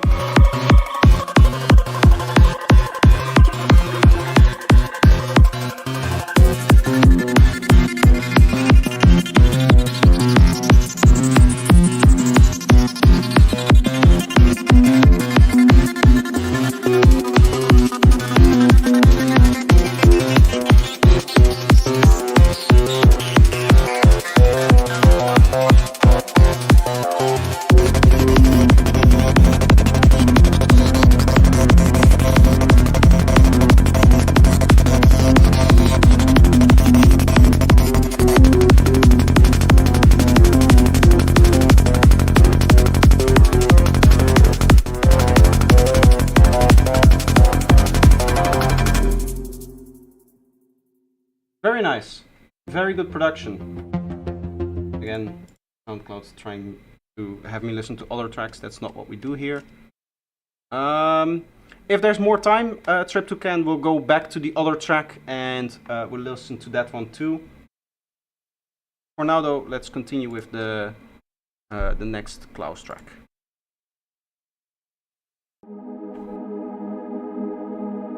Klaus's tracks are usually a little bit shorter, so I'm a little bit more comfortable playing a few more of them. Like this one is not even 3 minutes.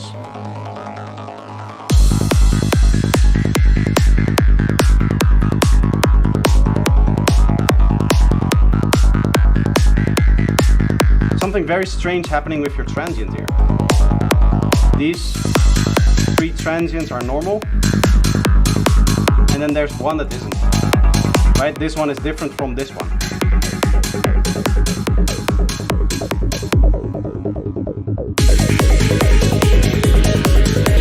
Because tack, tack, tack, block, tack, tack, tack, block, tack, tack, tack, block, which is a bit strange.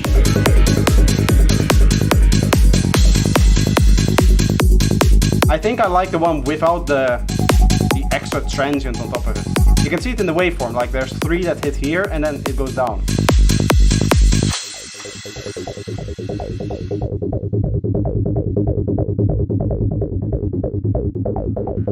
You left the metronome home. Ah, that's why.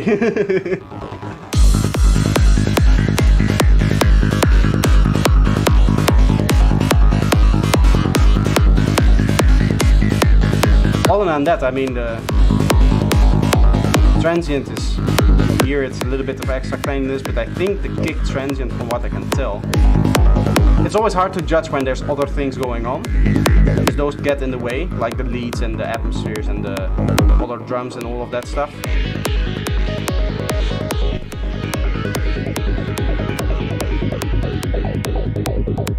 I actually never use a metronome, but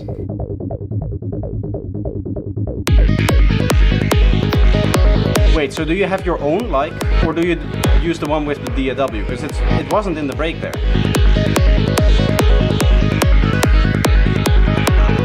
What's happening here with this delay?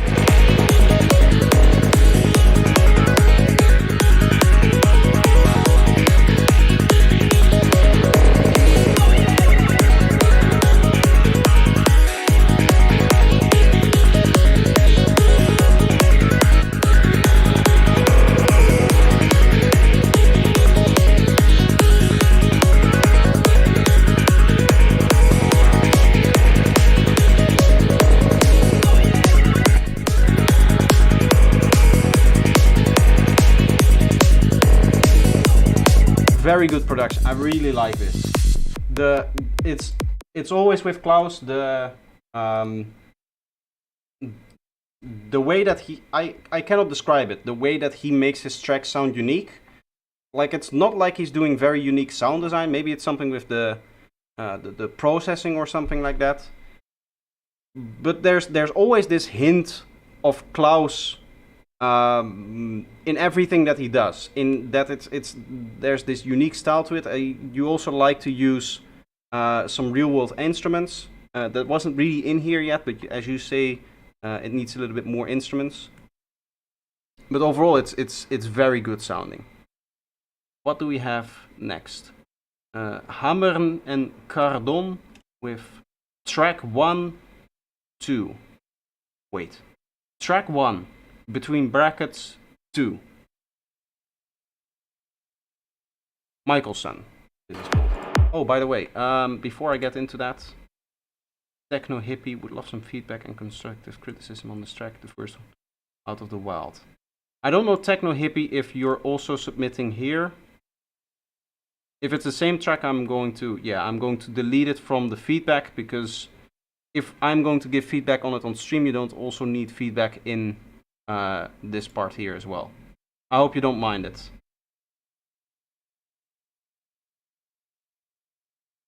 If I'm doing feedback on stream and people also put it in the normal feedback, it always comes off to me as people just wanting to push their track everywhere. Yeah, second rendering of track 1. I do understand, but it just looked strange. Track 1, 2 here. I think this is going to be some kind of techno, seeing as the artist name is German.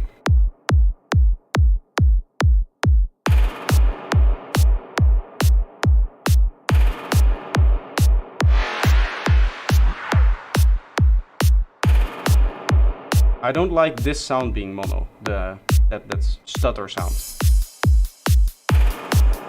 I personally have that stereo.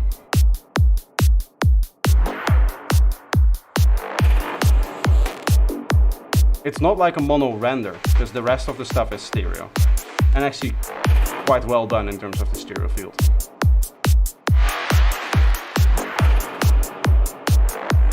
I do really like the sound design that we have going on here. It's actually not techno, it's still psytrance. Even though the guy is German.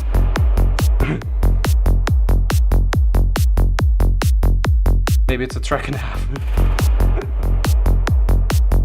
I would suggest lowering the volume of your bass. You can see your bass line when you're looking at it sustained is a little bit louder than your kick. The kick is the most important part of the dance track. So I would fix that. The second thing, both your kick is continuing into your bass line and your bass line is continuing into your kick. What that means is that you need to resample both of them and add fades so that you can make your transient completely flat and clean, and you don't have this last element ruining kind of the flow of your transient. Because it won't actually work on big systems like this. It will completely, or not completely remove, but it will completely wash out your transient. Especially in a club where there's a lot of reverb on the bass frequencies.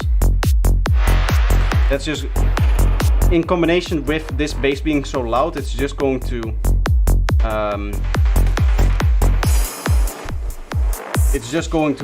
sound way too loud, like the bass in it. It's going to be this constant hum of bass that you're going to have if you don't take care of that.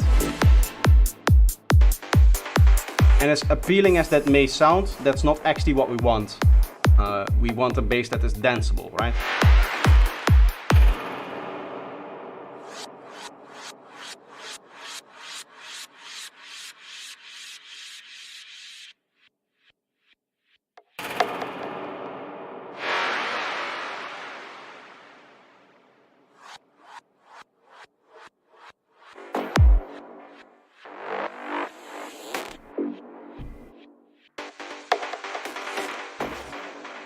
I know that sound from somewhere. That's kind of metallic. One.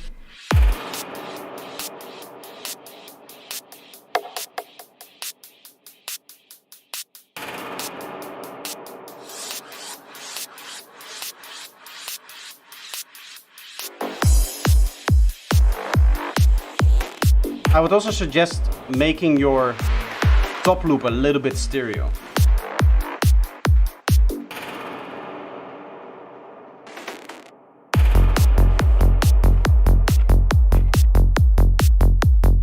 Even your bass can be stereo, especially if you're going for this very progressive offbeat style.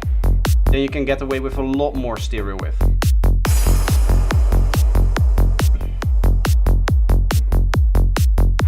Even though mono compatibility is very important, remember that anytime that the DJ listens to your track and judges if it's going to end up in his mix, he is going to listen to it on a stereo system.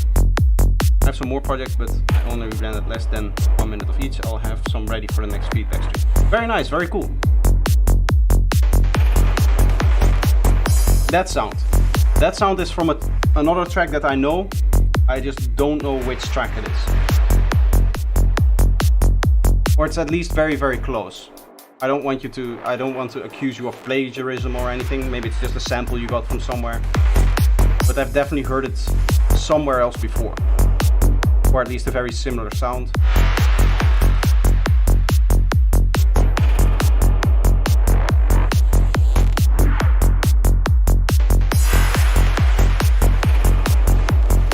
I think in a Cambium track I heard it. Tentus Oculus, is that the name? A track by Cambium.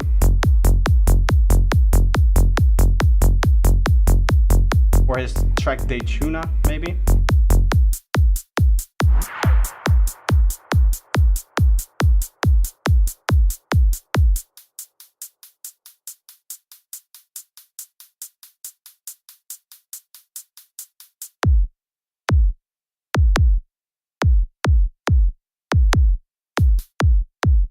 It feels a little bit empty, this track, and overall I would say that the progression is also very little. I'm personally not a fan of large parts where it's just the kick without the bass. Like, this to me doesn't sound exciting. I would have the bass in here as well. It's like you forgot to unmute it.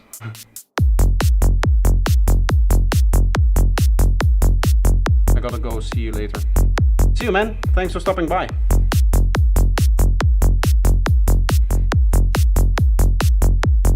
Here again, this is very, very mono. You're the best, really. Thank you.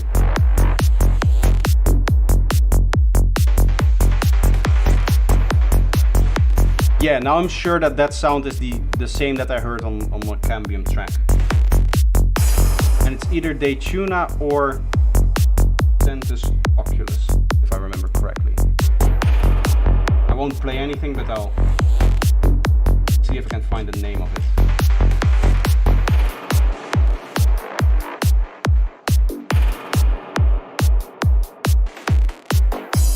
Tertia Oculus.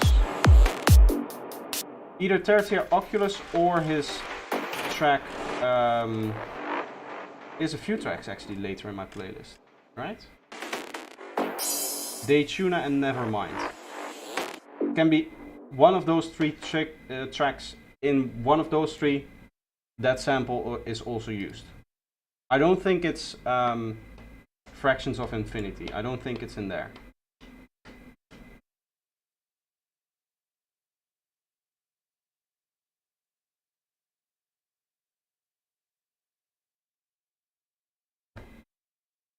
Anyway, greetings. I'd really appreciate your feedback. This is by Techno Hippie, about 230 millimeters .mp3. Let's see.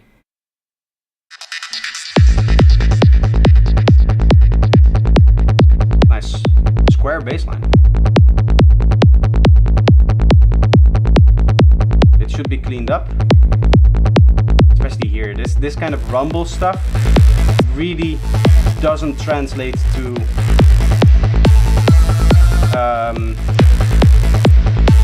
larger systems.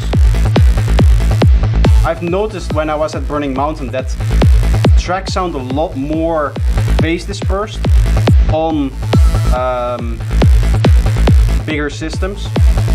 I don't know if that's actually happening or if that's just the fact that it's a big system and like I don't know if there's like an actual filter on there or if it's just a side effect of the acoustics, but it sounded a lot more phase dispersed, right? Like phasing, as if there are like a few extra filters on it. So if your bassline isn't cleaned up and like nicely faded out for the kick and stuff like that to begin with, then it's just going to wash it out even more.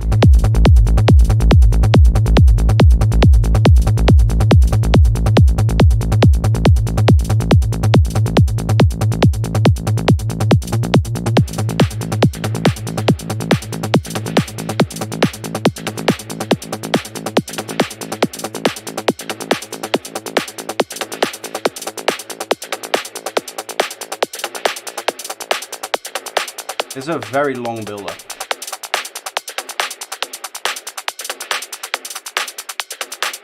I think you won't want to make it a little bit more exciting with maybe a slow riser or something like that.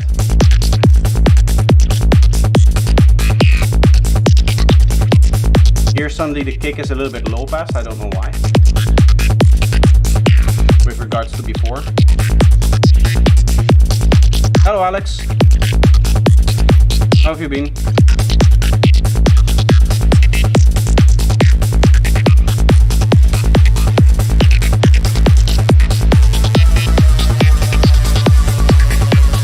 That's really cool, the sound design here, that's slowing down or pitching down thing.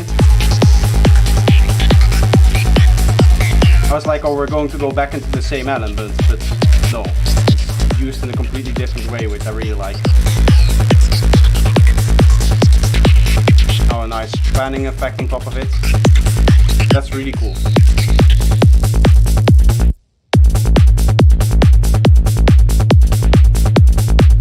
I do feel like the track is a little bit empty. You could add a lot more one-shot stuff.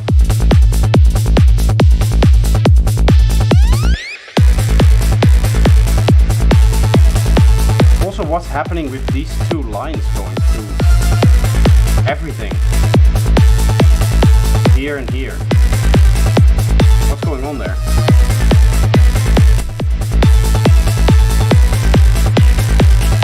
Wait, what would cause that? On the master. Because it's happening to everything.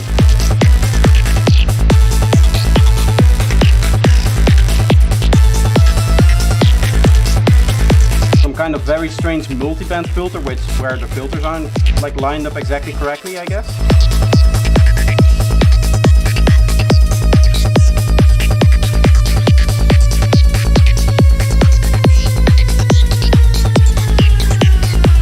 Overall, again, one of the problems with this track is that a lot of the elements are very, very mono.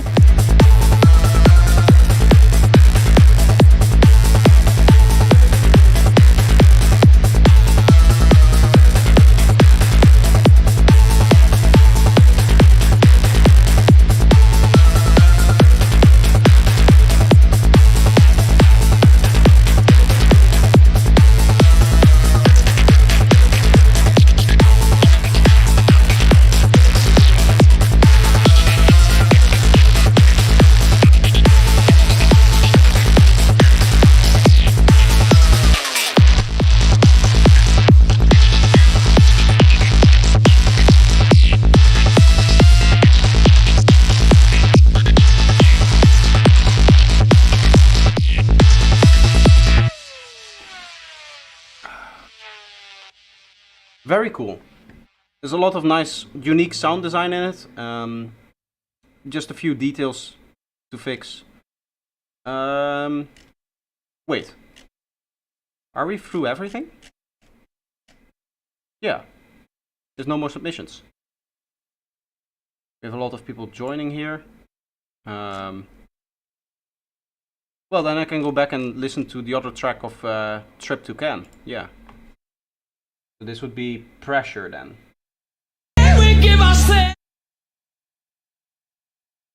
I cannot play this. There's no way I'm going to play something that has vocals from Freddie Mercury and David Bowie. I would like to maintain my channel and not get copyright striked into death. I'm sorry, but that's just too much. I cannot do that, bro. Unless you can assure me that you have a license, I cannot play this. Obviously, right? A big record label like that will not sue me, but they will definitely strike me. You don't have to say sorry, it's just I cannot play it, unfortunately. But that does mean that we're out of tracks for now, out of music. Unless somebody else has anything else that they would like to submit. We did listen to a lot of stuff already.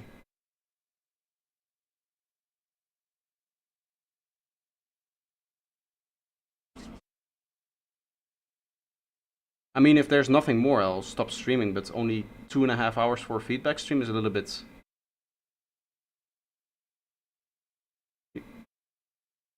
Well, I can submit one more. I have an old track.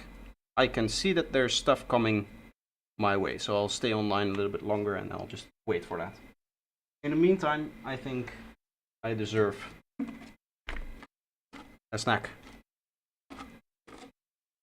It has been a great stream, but for a feedback stream, I usually aim for over 3 hours, usually like 3.5. Tiger Rough feature Muscle Kings of Mexico. Very cool artwork.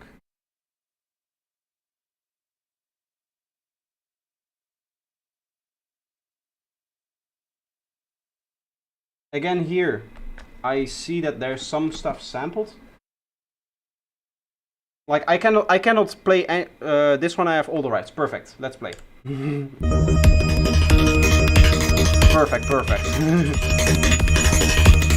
I can show you a letter from both these guys. That's not needed. As long as I know that you have both of the rights, we're gonna be okay. Here there's something happening, I think, with your bass, which is too stereo, I would say, almost. Yeah, the bass line here. You can see what's happening to the stereo field.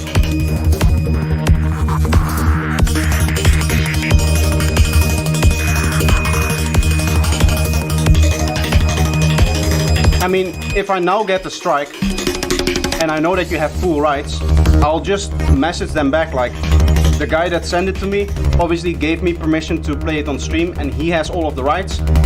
If you have a problem with that, contact him.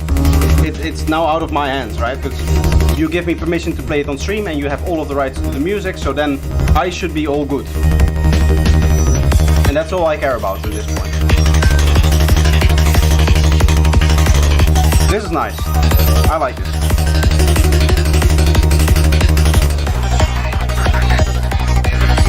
Cleanliness. I think we discussed it with your other track as well, so I won't hammer too much on it.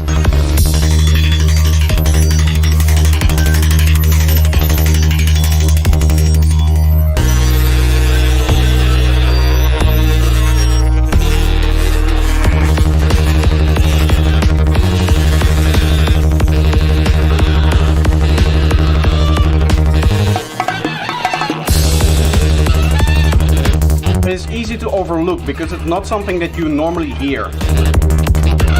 Even if there's a little bit of like the overlap, you don't really hear a transient being like washed out like that. These are the samples.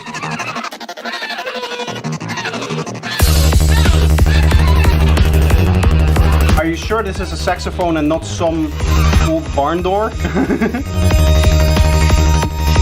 doesn't sound like a saxophone. I mean, there's a good chance that if you mess it up like that, or not messed up, but if you distort it and change the original sound, that the algorithm won't even notice it.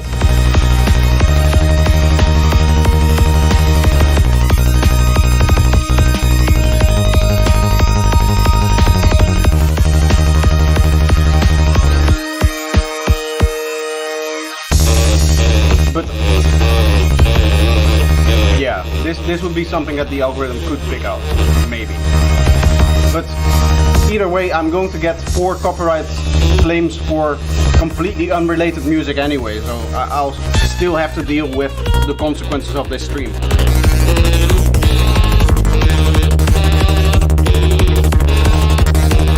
It sounds so raspy and like distorted, it's almost not a natural sax, but I guess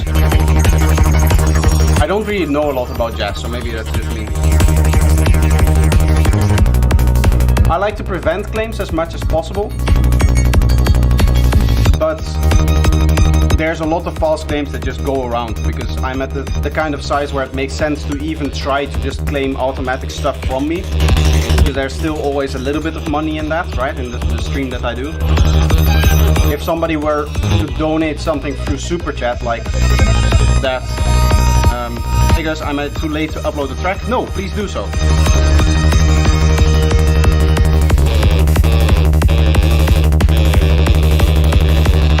But I get, anytime I stream, I get 2 or 3 claims on it, on the stream. And I have to fight them, I have to say, yo, this is an automatic claim, and clearly this is not the track that is being played on the live stream.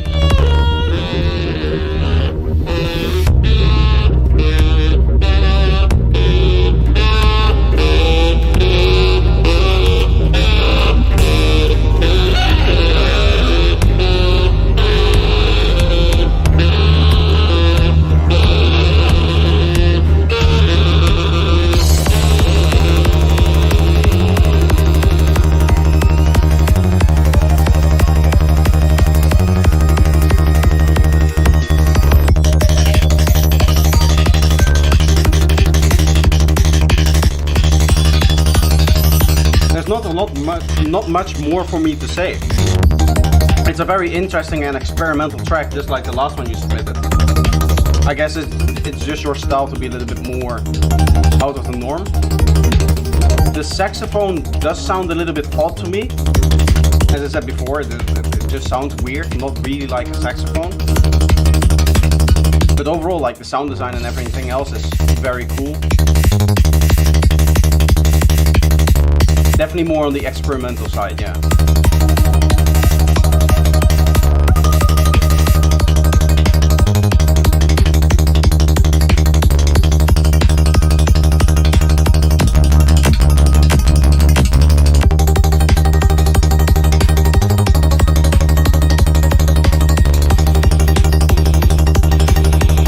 I try to build a distinctive profile. You can definitely say that that's what's happening here, yes.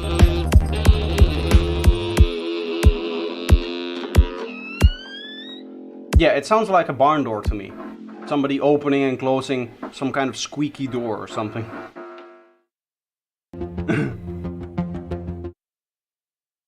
But still, very, very cool track. And I'm always a fan of experimental stuff like that. There's a lot of... You need to have a lot of balls to make something that's out of the norm. And obviously for that, I just have to respect it. Thanks a lot for your kind feedback, really. You're welcome.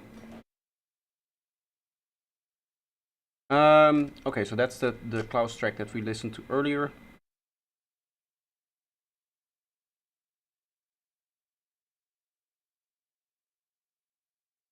Okay, so Daniel, you're not too late to upload a track. You're a little bit too late with uploading your track, because now I'm out of music, so we're waiting for you.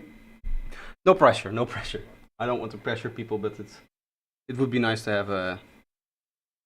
Ah, okay, okay. Klaus is also uploading something old, I think.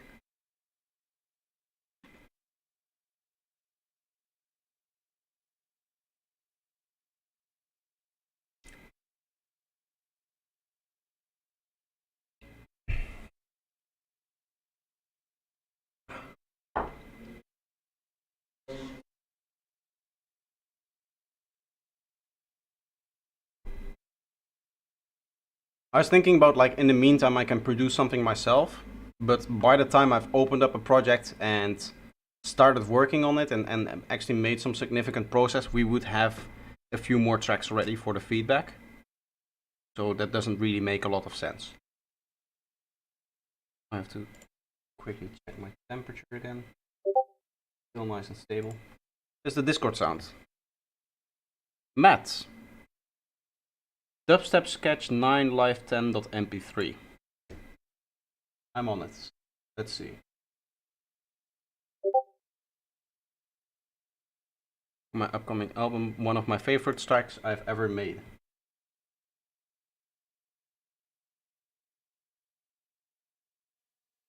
Dropbox really wants me to buy their plan, but I'm not going to.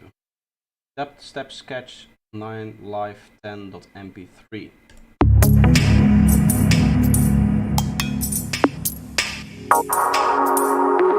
Is this going to be some old school dubstep, like the original UK dubstep?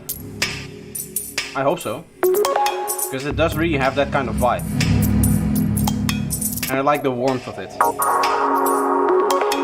Maybe that sound is a little bit too harsh on the mid-range frequencies.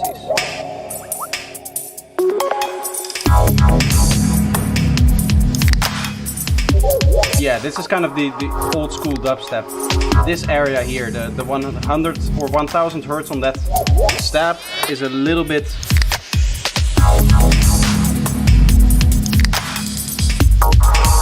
I mean, this is pretty close to old school UK dubstep, isn't it?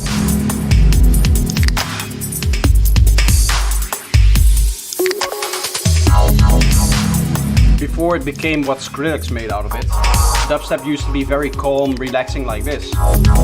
Only that it would have the wobbling bassline that is not in here right now. But I mean, that's not a big deal. It's still a very cool idea. I really like this. It's almost like ambient, I would say.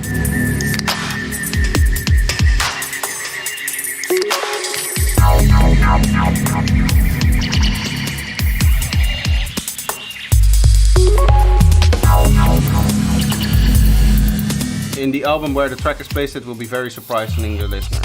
Cool.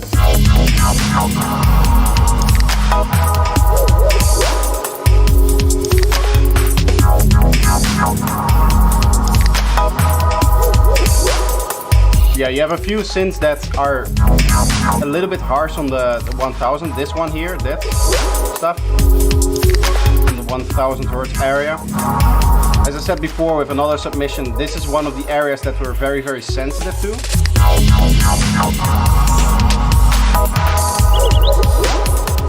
So if you're going to have that very sustained reverb on there, I would, before the reverb, or on the reverb, maybe if you have a separate wet channel, just push down that frequency area.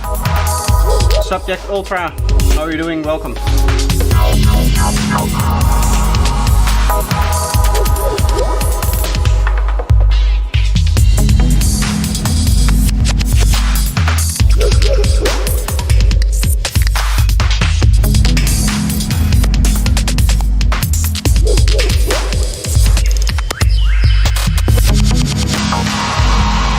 Really cool. I really like the detail in all of it.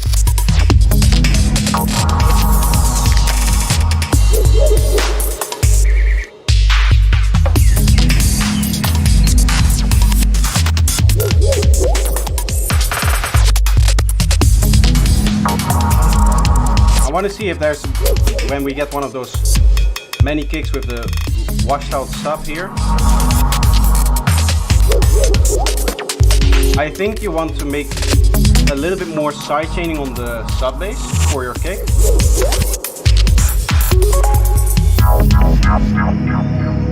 will be here, right?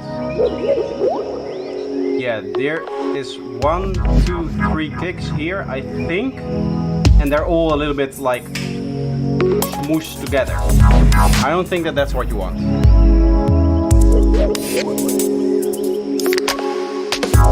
I like the can opening sound, that's cool. Overall, I really like Foley sound and like ambiences like this that you have in the background. I tend to place at least a few of those in my tracks as well. but this is a lot more than I usually do.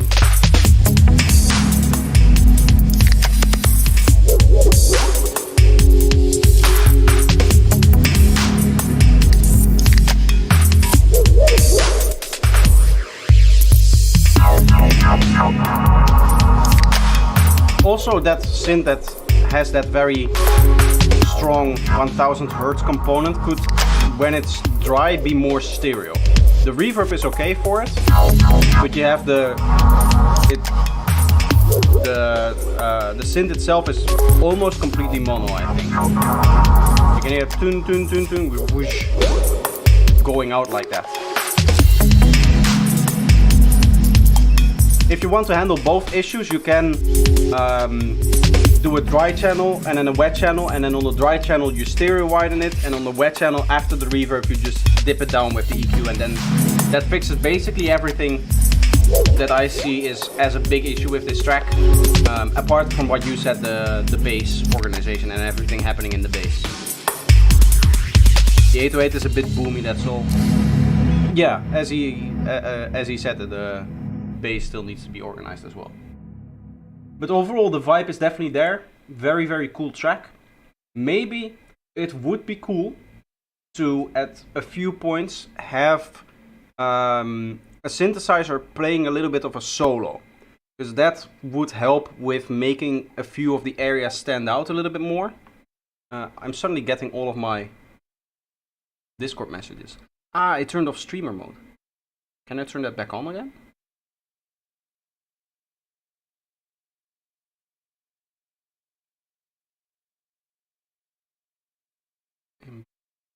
Where can I turn on streamer mode again? Because I needed to check out somebody's name, I guess, I think. I turned it off, and I would like to turn it on again, if possible. Maybe I just need to reopen Discord. Nope. But I don't want the messages actually making a sound.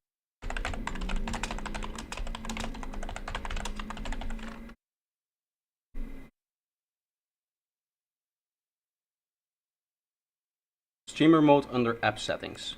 Give me 2 seconds. Streamer mode. Enable streamer mode. Hide email, connect accounts, notes.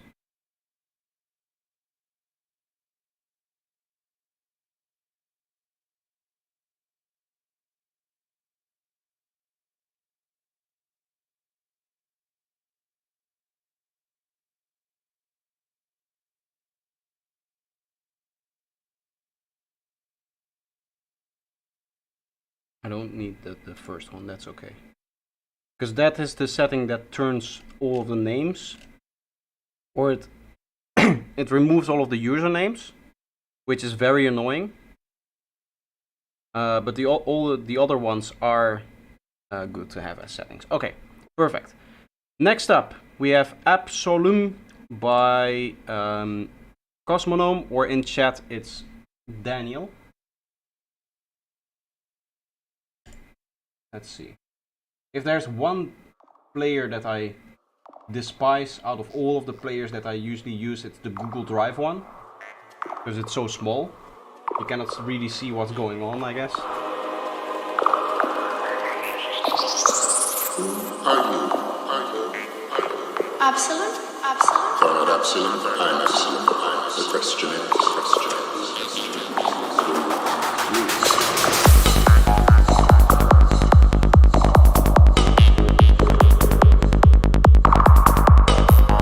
Okay, so that plug sound that you have is a little bit loud. You could lower that by, I guess, like 4 or 5 dB almost.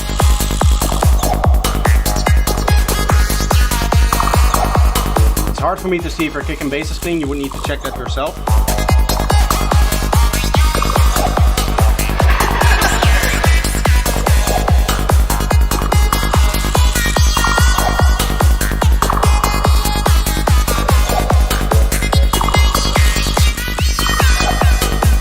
This is another one of those tracks where there's a lot of stuff happening in the area where we're most sensitive.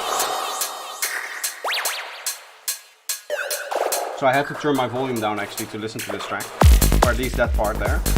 Here we can check the... Yeah, that looks clean to me, I think.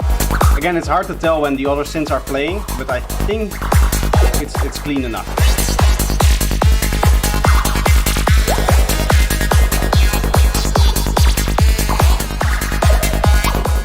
There's some really cool sound design going on, I really like it.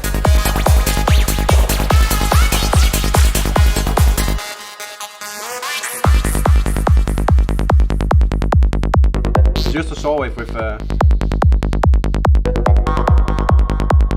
very, very clean. This is what you want your kick and bass to look like. Anytime that you have a transient, right before that, it goes to the zero line so that the transient has full power and has all of the space necessary. Good stuff.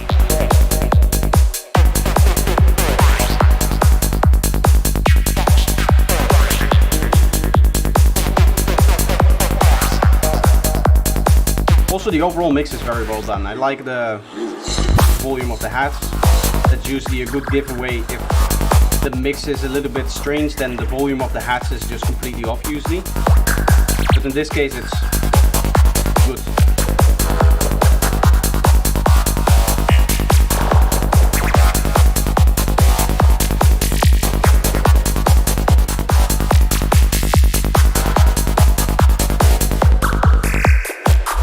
Christian, I didn't even say hello to you. I ought to know who I am. Welcome. Yes, you ought. Is this Harry Potter?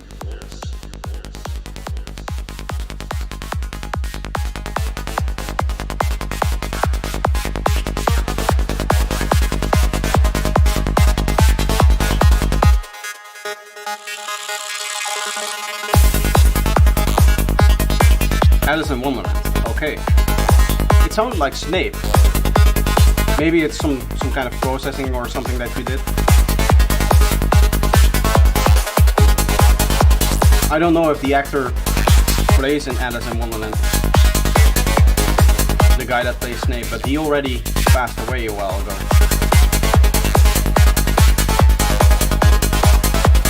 I like this.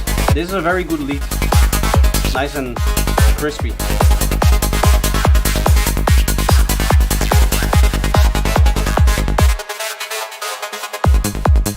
You can't let it go now? It sounds like him. What do you mean by that? I ought to know who I am. Yes, you ought. Doesn't it?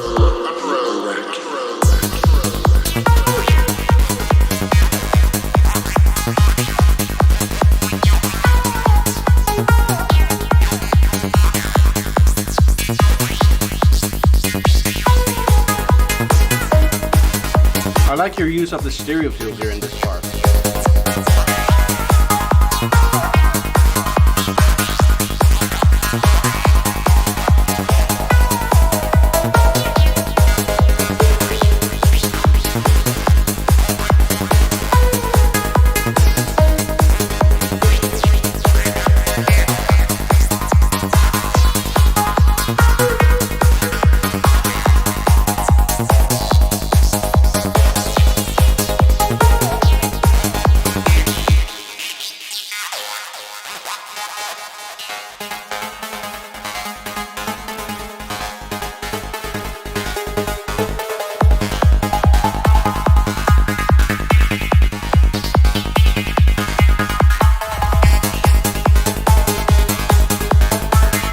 I'm also a fan of this bass pattern. It reminds me of Pterodactyl by Tristan. Yeah, Alan Rickman is the guy that we're talking about. I'm not very good with names.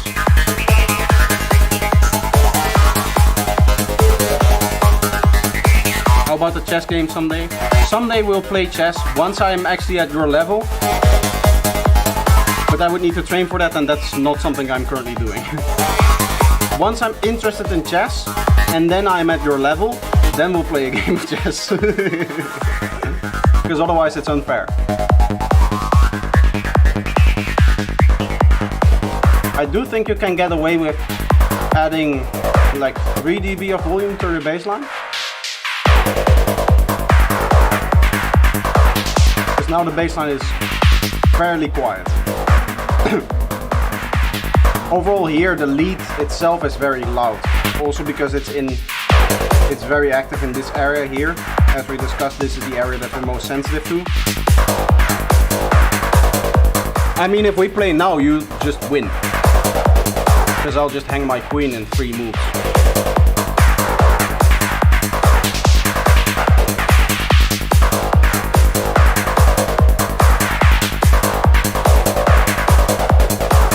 Wait, the lead is the same decibel as the bass line? Oh. Yeah, that would explain it. I usually have my leads at like -12, -13. Roughly. Maybe even -14, -15 if it's very prominent in the louder area here that we discussed. And my bass is at -9.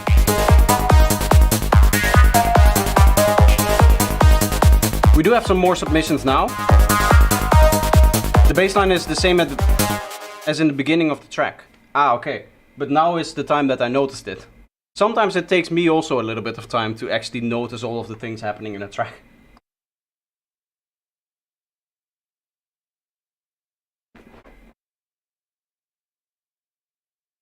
I thought you meant it's the same decibel as the lead. That would be strange.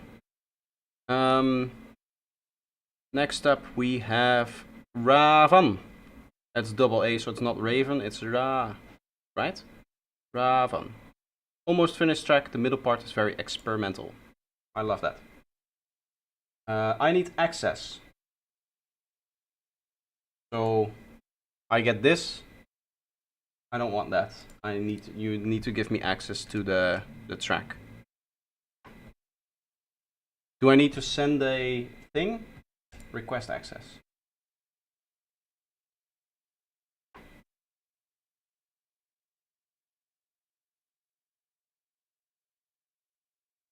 Well, it can be that I changed the baseline setup at the end of the track. Done. Perfect. Let's refresh the page. There we are. 23 of June, 186 BPM F _2 crazy is the track name. .wave, of course.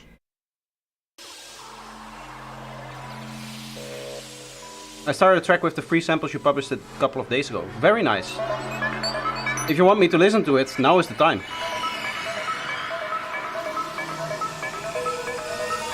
This is already very experimental with the main lead kind of on the left there. But very cool.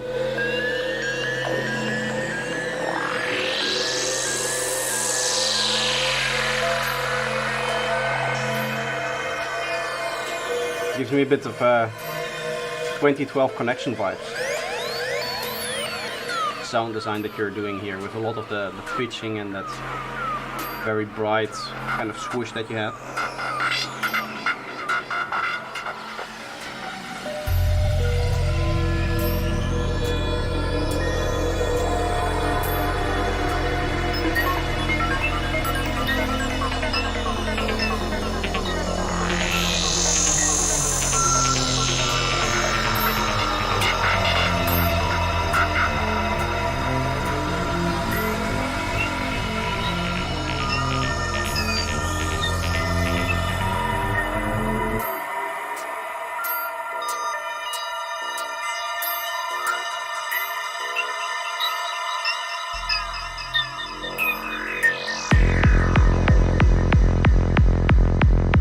Wait, is this high-tech with a slight bassline?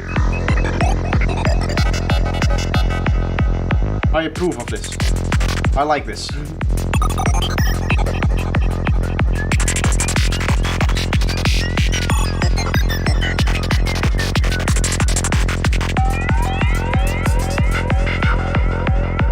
Overall, I would say you could add 2 dB on your kick and bass.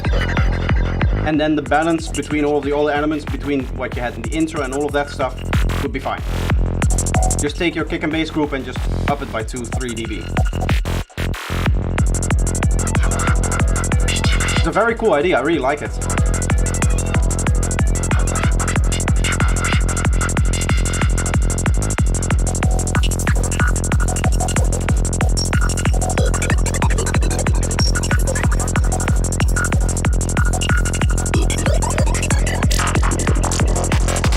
can see it right in the waveform. When the kick and bass is too quiet, you can see that there isn't that stability. Especially here, you can just see that the waveform dynamically just is going all over the place. Usually you want your bassline to kind of keep the dynamics in check.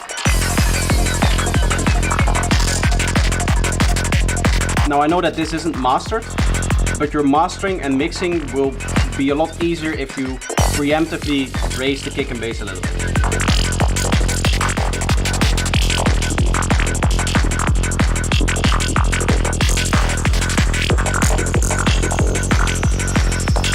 I have been streaming for almost 3 hours, and I'll probably do another half an hour or so.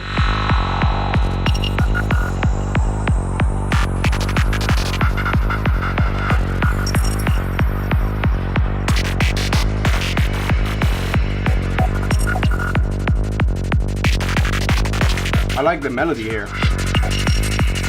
I assume this is not yet the experimental part, but it's like not quite 4 on the floor, I guess.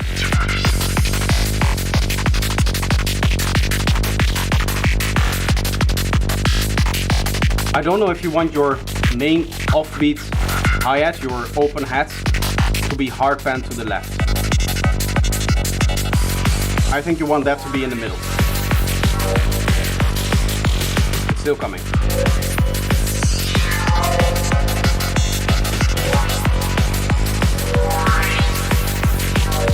Here you saw it in the waveform, right? When that sweep came in, your whole waveform just kind of went like zoom. Here again, it just goes zoom. That's usually not a good sign. That means that things are overpowering your kick and bass. It's a very simple trick that or a very simple check that you can do.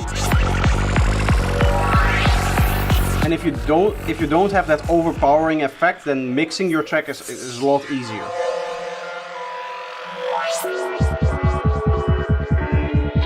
Here we are.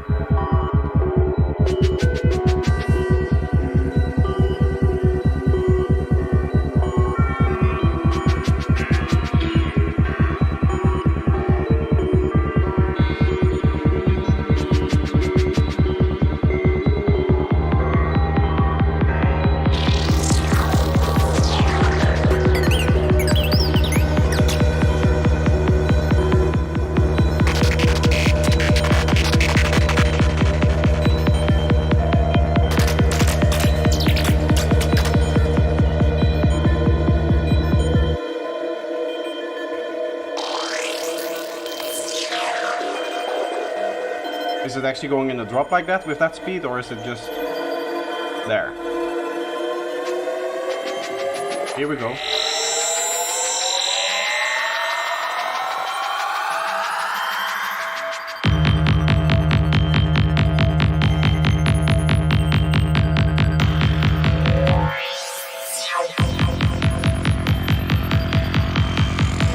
Ah, you put a delay on it. Ah, here we are. Now it's clean, yes.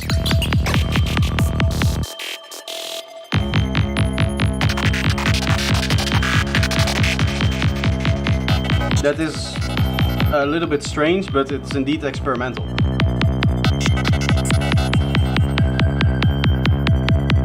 I like the idea of the fast sound here. I'm not sure if I like the delay idea. All the answers. So we don't know where the laws of nature came from. We don't know. Here the vocals are a little bit too loud. The universe began in the way that it did, if indeed it had a beginning.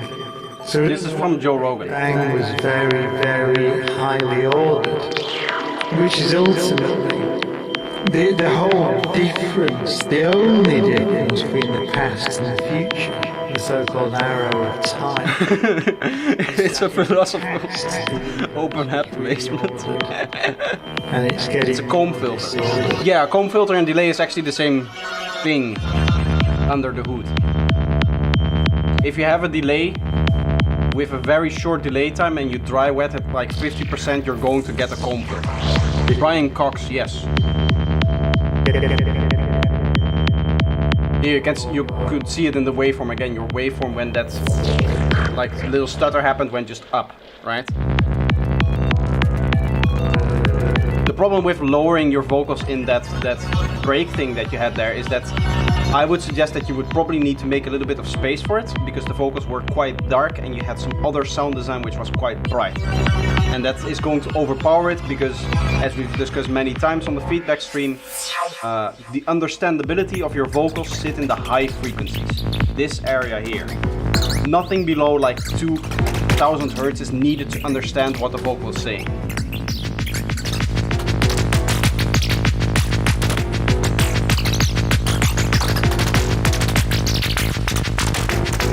This bass definitely feels strange, but for high-tech, I actually don't think you need a lot of sub-bass, or even like whatever this is. Is this sub-bass? This isn't. What frequency is this? Yeah, this is sub-bass. 60 Hz. You don't need a lot of this. This is actually okay, I think. As long as you make sure that it's clean.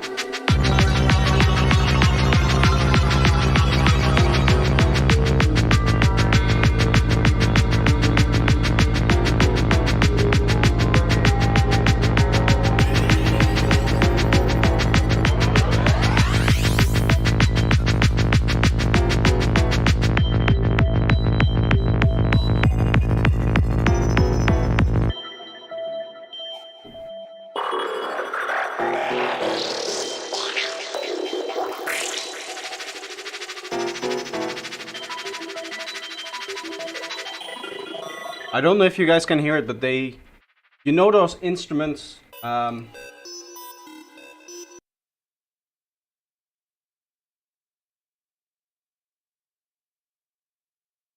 you hear it? Can you hear it on the microphone? You know those instruments, the ones where they have the tubes and they slap it with the little plastic flop thing? It sounds like they're playing that in the apartment above me. Do you hear it? Is it picking it up?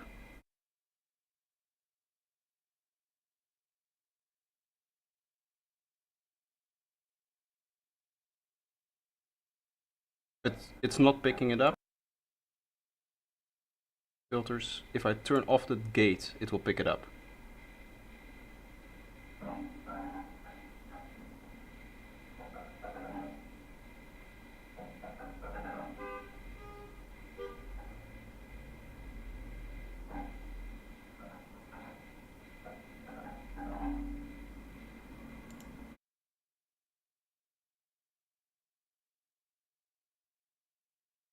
But yeah, that aside, very, very cool submission, very cool track. I really like, obviously, all of the experimental stuff that you're doing. I do think that spending a little bit more time on the mix can definitely help the track. Kind of a drum and bass track that I made about 15 years ago. Ah. It's indeed a very old thing then.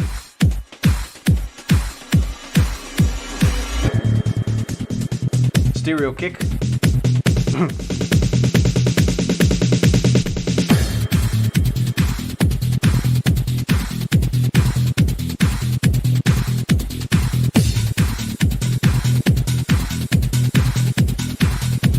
I mean, for 15 years old, this is very nice.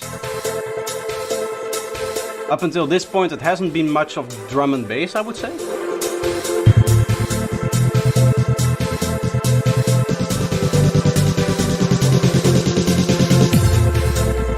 Drum and bass usually doesn't have 4 on the floor kicks, right?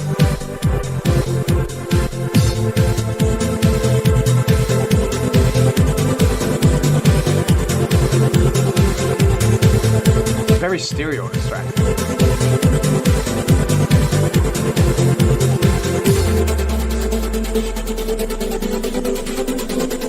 This is Klaus. And this. I don't know.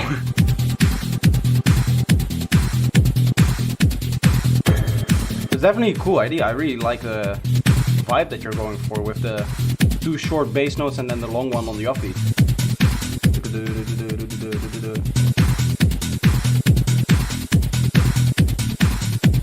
Isn't that Mexican food? I have no idea. I don't even know how to pronounce it.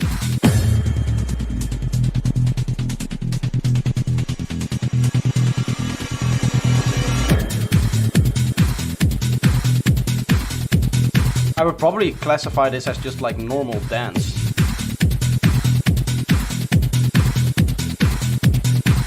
Or maybe if you want even early techno, with the dark sound design that you have in this part here.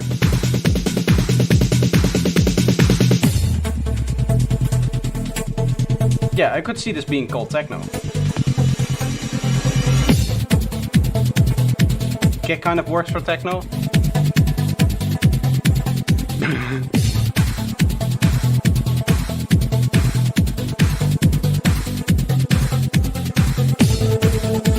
Obviously for techno it doesn't have enough sub bass. And here things start to overpower the kick again. Techno it is. Very cool.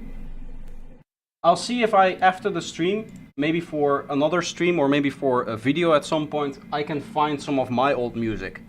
I used to have a lot of music, but I am the kind of person that once he starts a new project deletes everything. So I would really need to dig to see if I can find anything older than like a few years old. Some places are not yet filled and generally not quite finished, but I would like to receive feedback. That's why we're here. We transfer. Can I play directly from here? Can I? We can't preview this file. Okay, then I have to download it first. 4 minutes. How long is this? 1 minute 48. Okay, we'll do quickly Groove Enough maybe .alp.wave by Baldur. Thank you for updating that.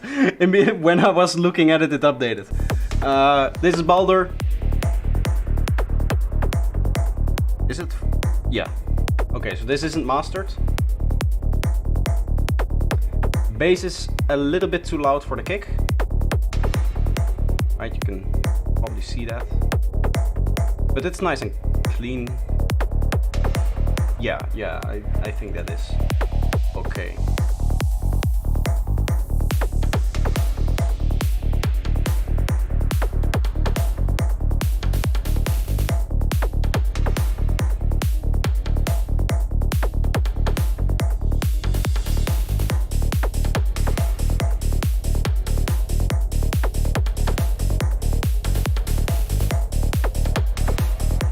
Funny, I don't remember making some of these percussions that I'm hearing now. Maybe you processed them a little bit.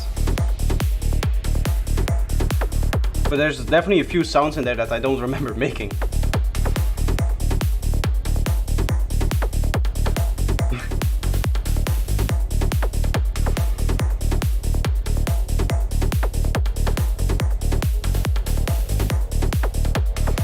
Overall, I do think that it's groovy enough. It's actually very groovy with the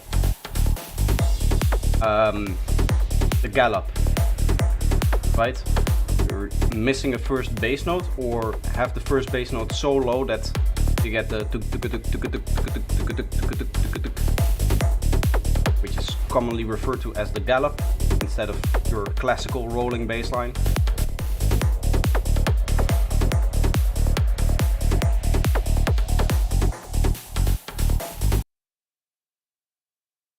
Nice. Okay. And now, subject ultra. Ah, this is your guys' collaboration. Isn't it?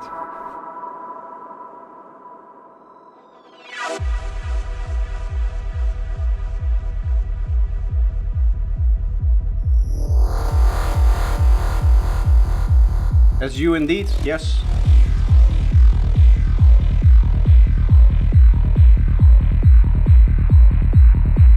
Well, then I expect nothing but the best from this, and I think you guys are going to deliver, knowing your guys' production quality.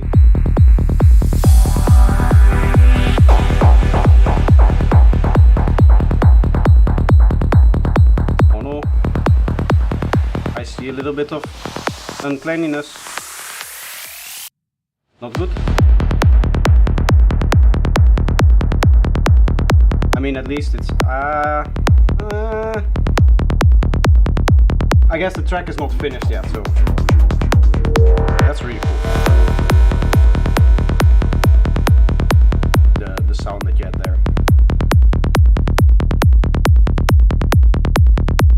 You can definitely hear that there's some elements still missing.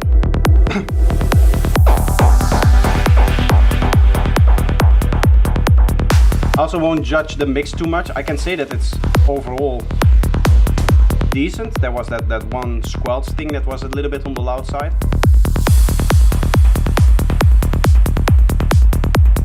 But yeah, this is definitely going in the right direction. Bass is not finished. Yeah, okay, then I won't judge too much on that. Nice. I always like it when I hear people spending a little bit of extra time on their fills to make them more interesting, and that's definitely what you guys did there. Ooh, that's a cool sound. I'm always a sucker for small melodic ARP things with big delays. I really like the not modulation, but the different place that you can get between all of the delays when you have an ARP that is longer than the length of your delay, so that when it plays it kind of forms new melodies from what you're playing, because it's like the delay is summing together with the delay that's happening after it. Wasn't really the case with this one, but still it's a very cool sound.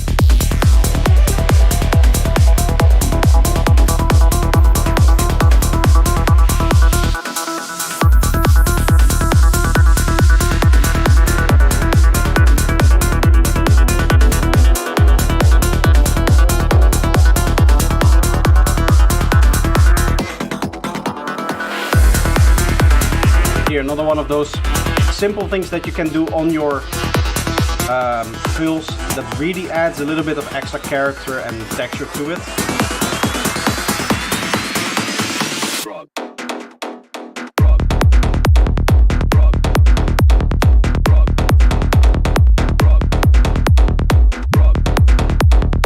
Very cool. Very unique.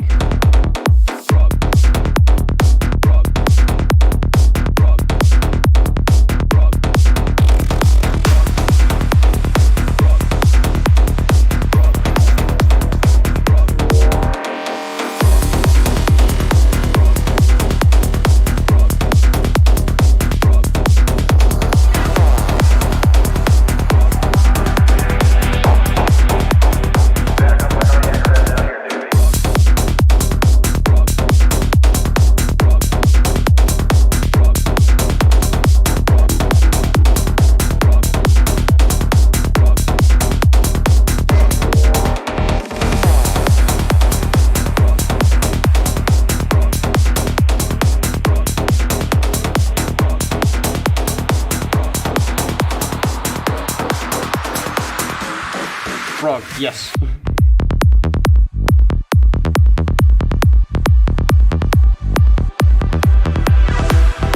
Ooh. My lighting thing came down. Suddenly I'm a lot brighter. It doesn't really matter, I'm planning on finishing the stream anyway.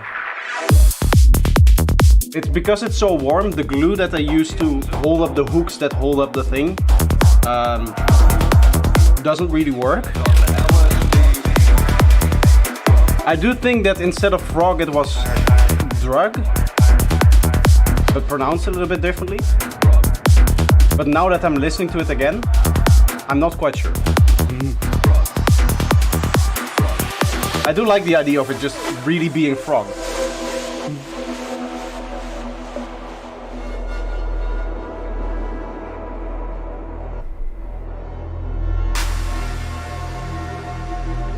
It is frog.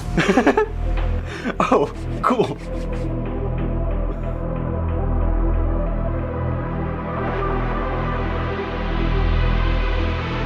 I like frogs. Well, I do agree. And word would begin to spread Hear the vocal a little bit louder.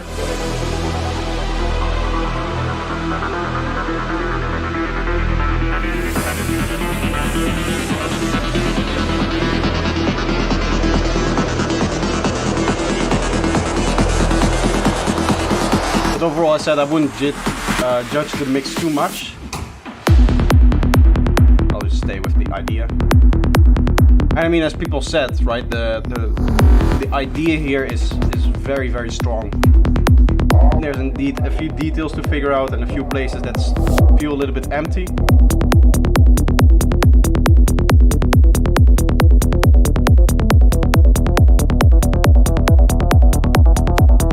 But you can definitely hear that this is like an Alex and Subject Ultra track, because the last few submissions that you guys have given have all been of the same or better quality.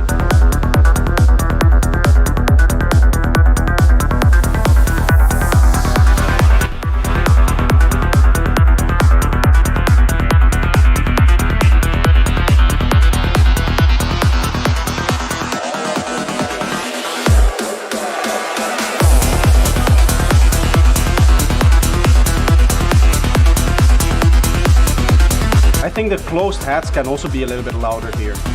This is the part where you want high energy, so you want the... You definitely want that fast-paced kind of feeling here, right?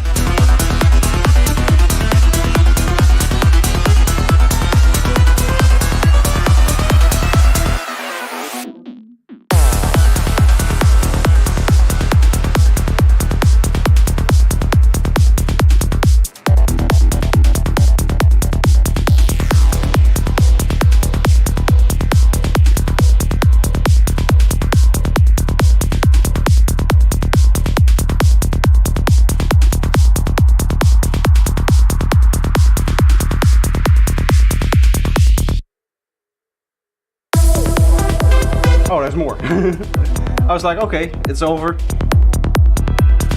But that would be a fill where you would... If you want to have such an empty fill, I would recommend like a little reverb slide, or maybe even like just a reverse crash very low, so that the listener still knows that it's going somewhere.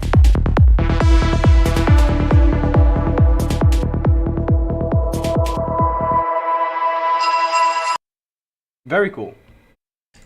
Very cool track. Well, we're at the end of the music here, again, and I think for now that means that I'm going to go, partially because I have to hook up the thing again. Hey Projector, do you make these kind of streams often? I like to set my work of mine, but I want to work a little bit more, plus I have no idea of music theory, so yeah, might give me great advice. I do this every Sunday at the same time, 5 o'clock. So I do this weekly, the feedback stream.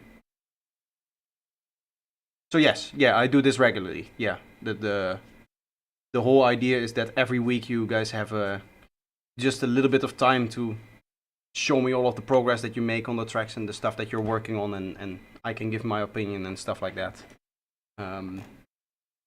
But yeah, that's going to be it for today. My studio is falling apart, so I have to go. Thank you all for coming. Today was a very successful stream. We had a lot of people here. That's always nice. And yeah, see you guys in the next one.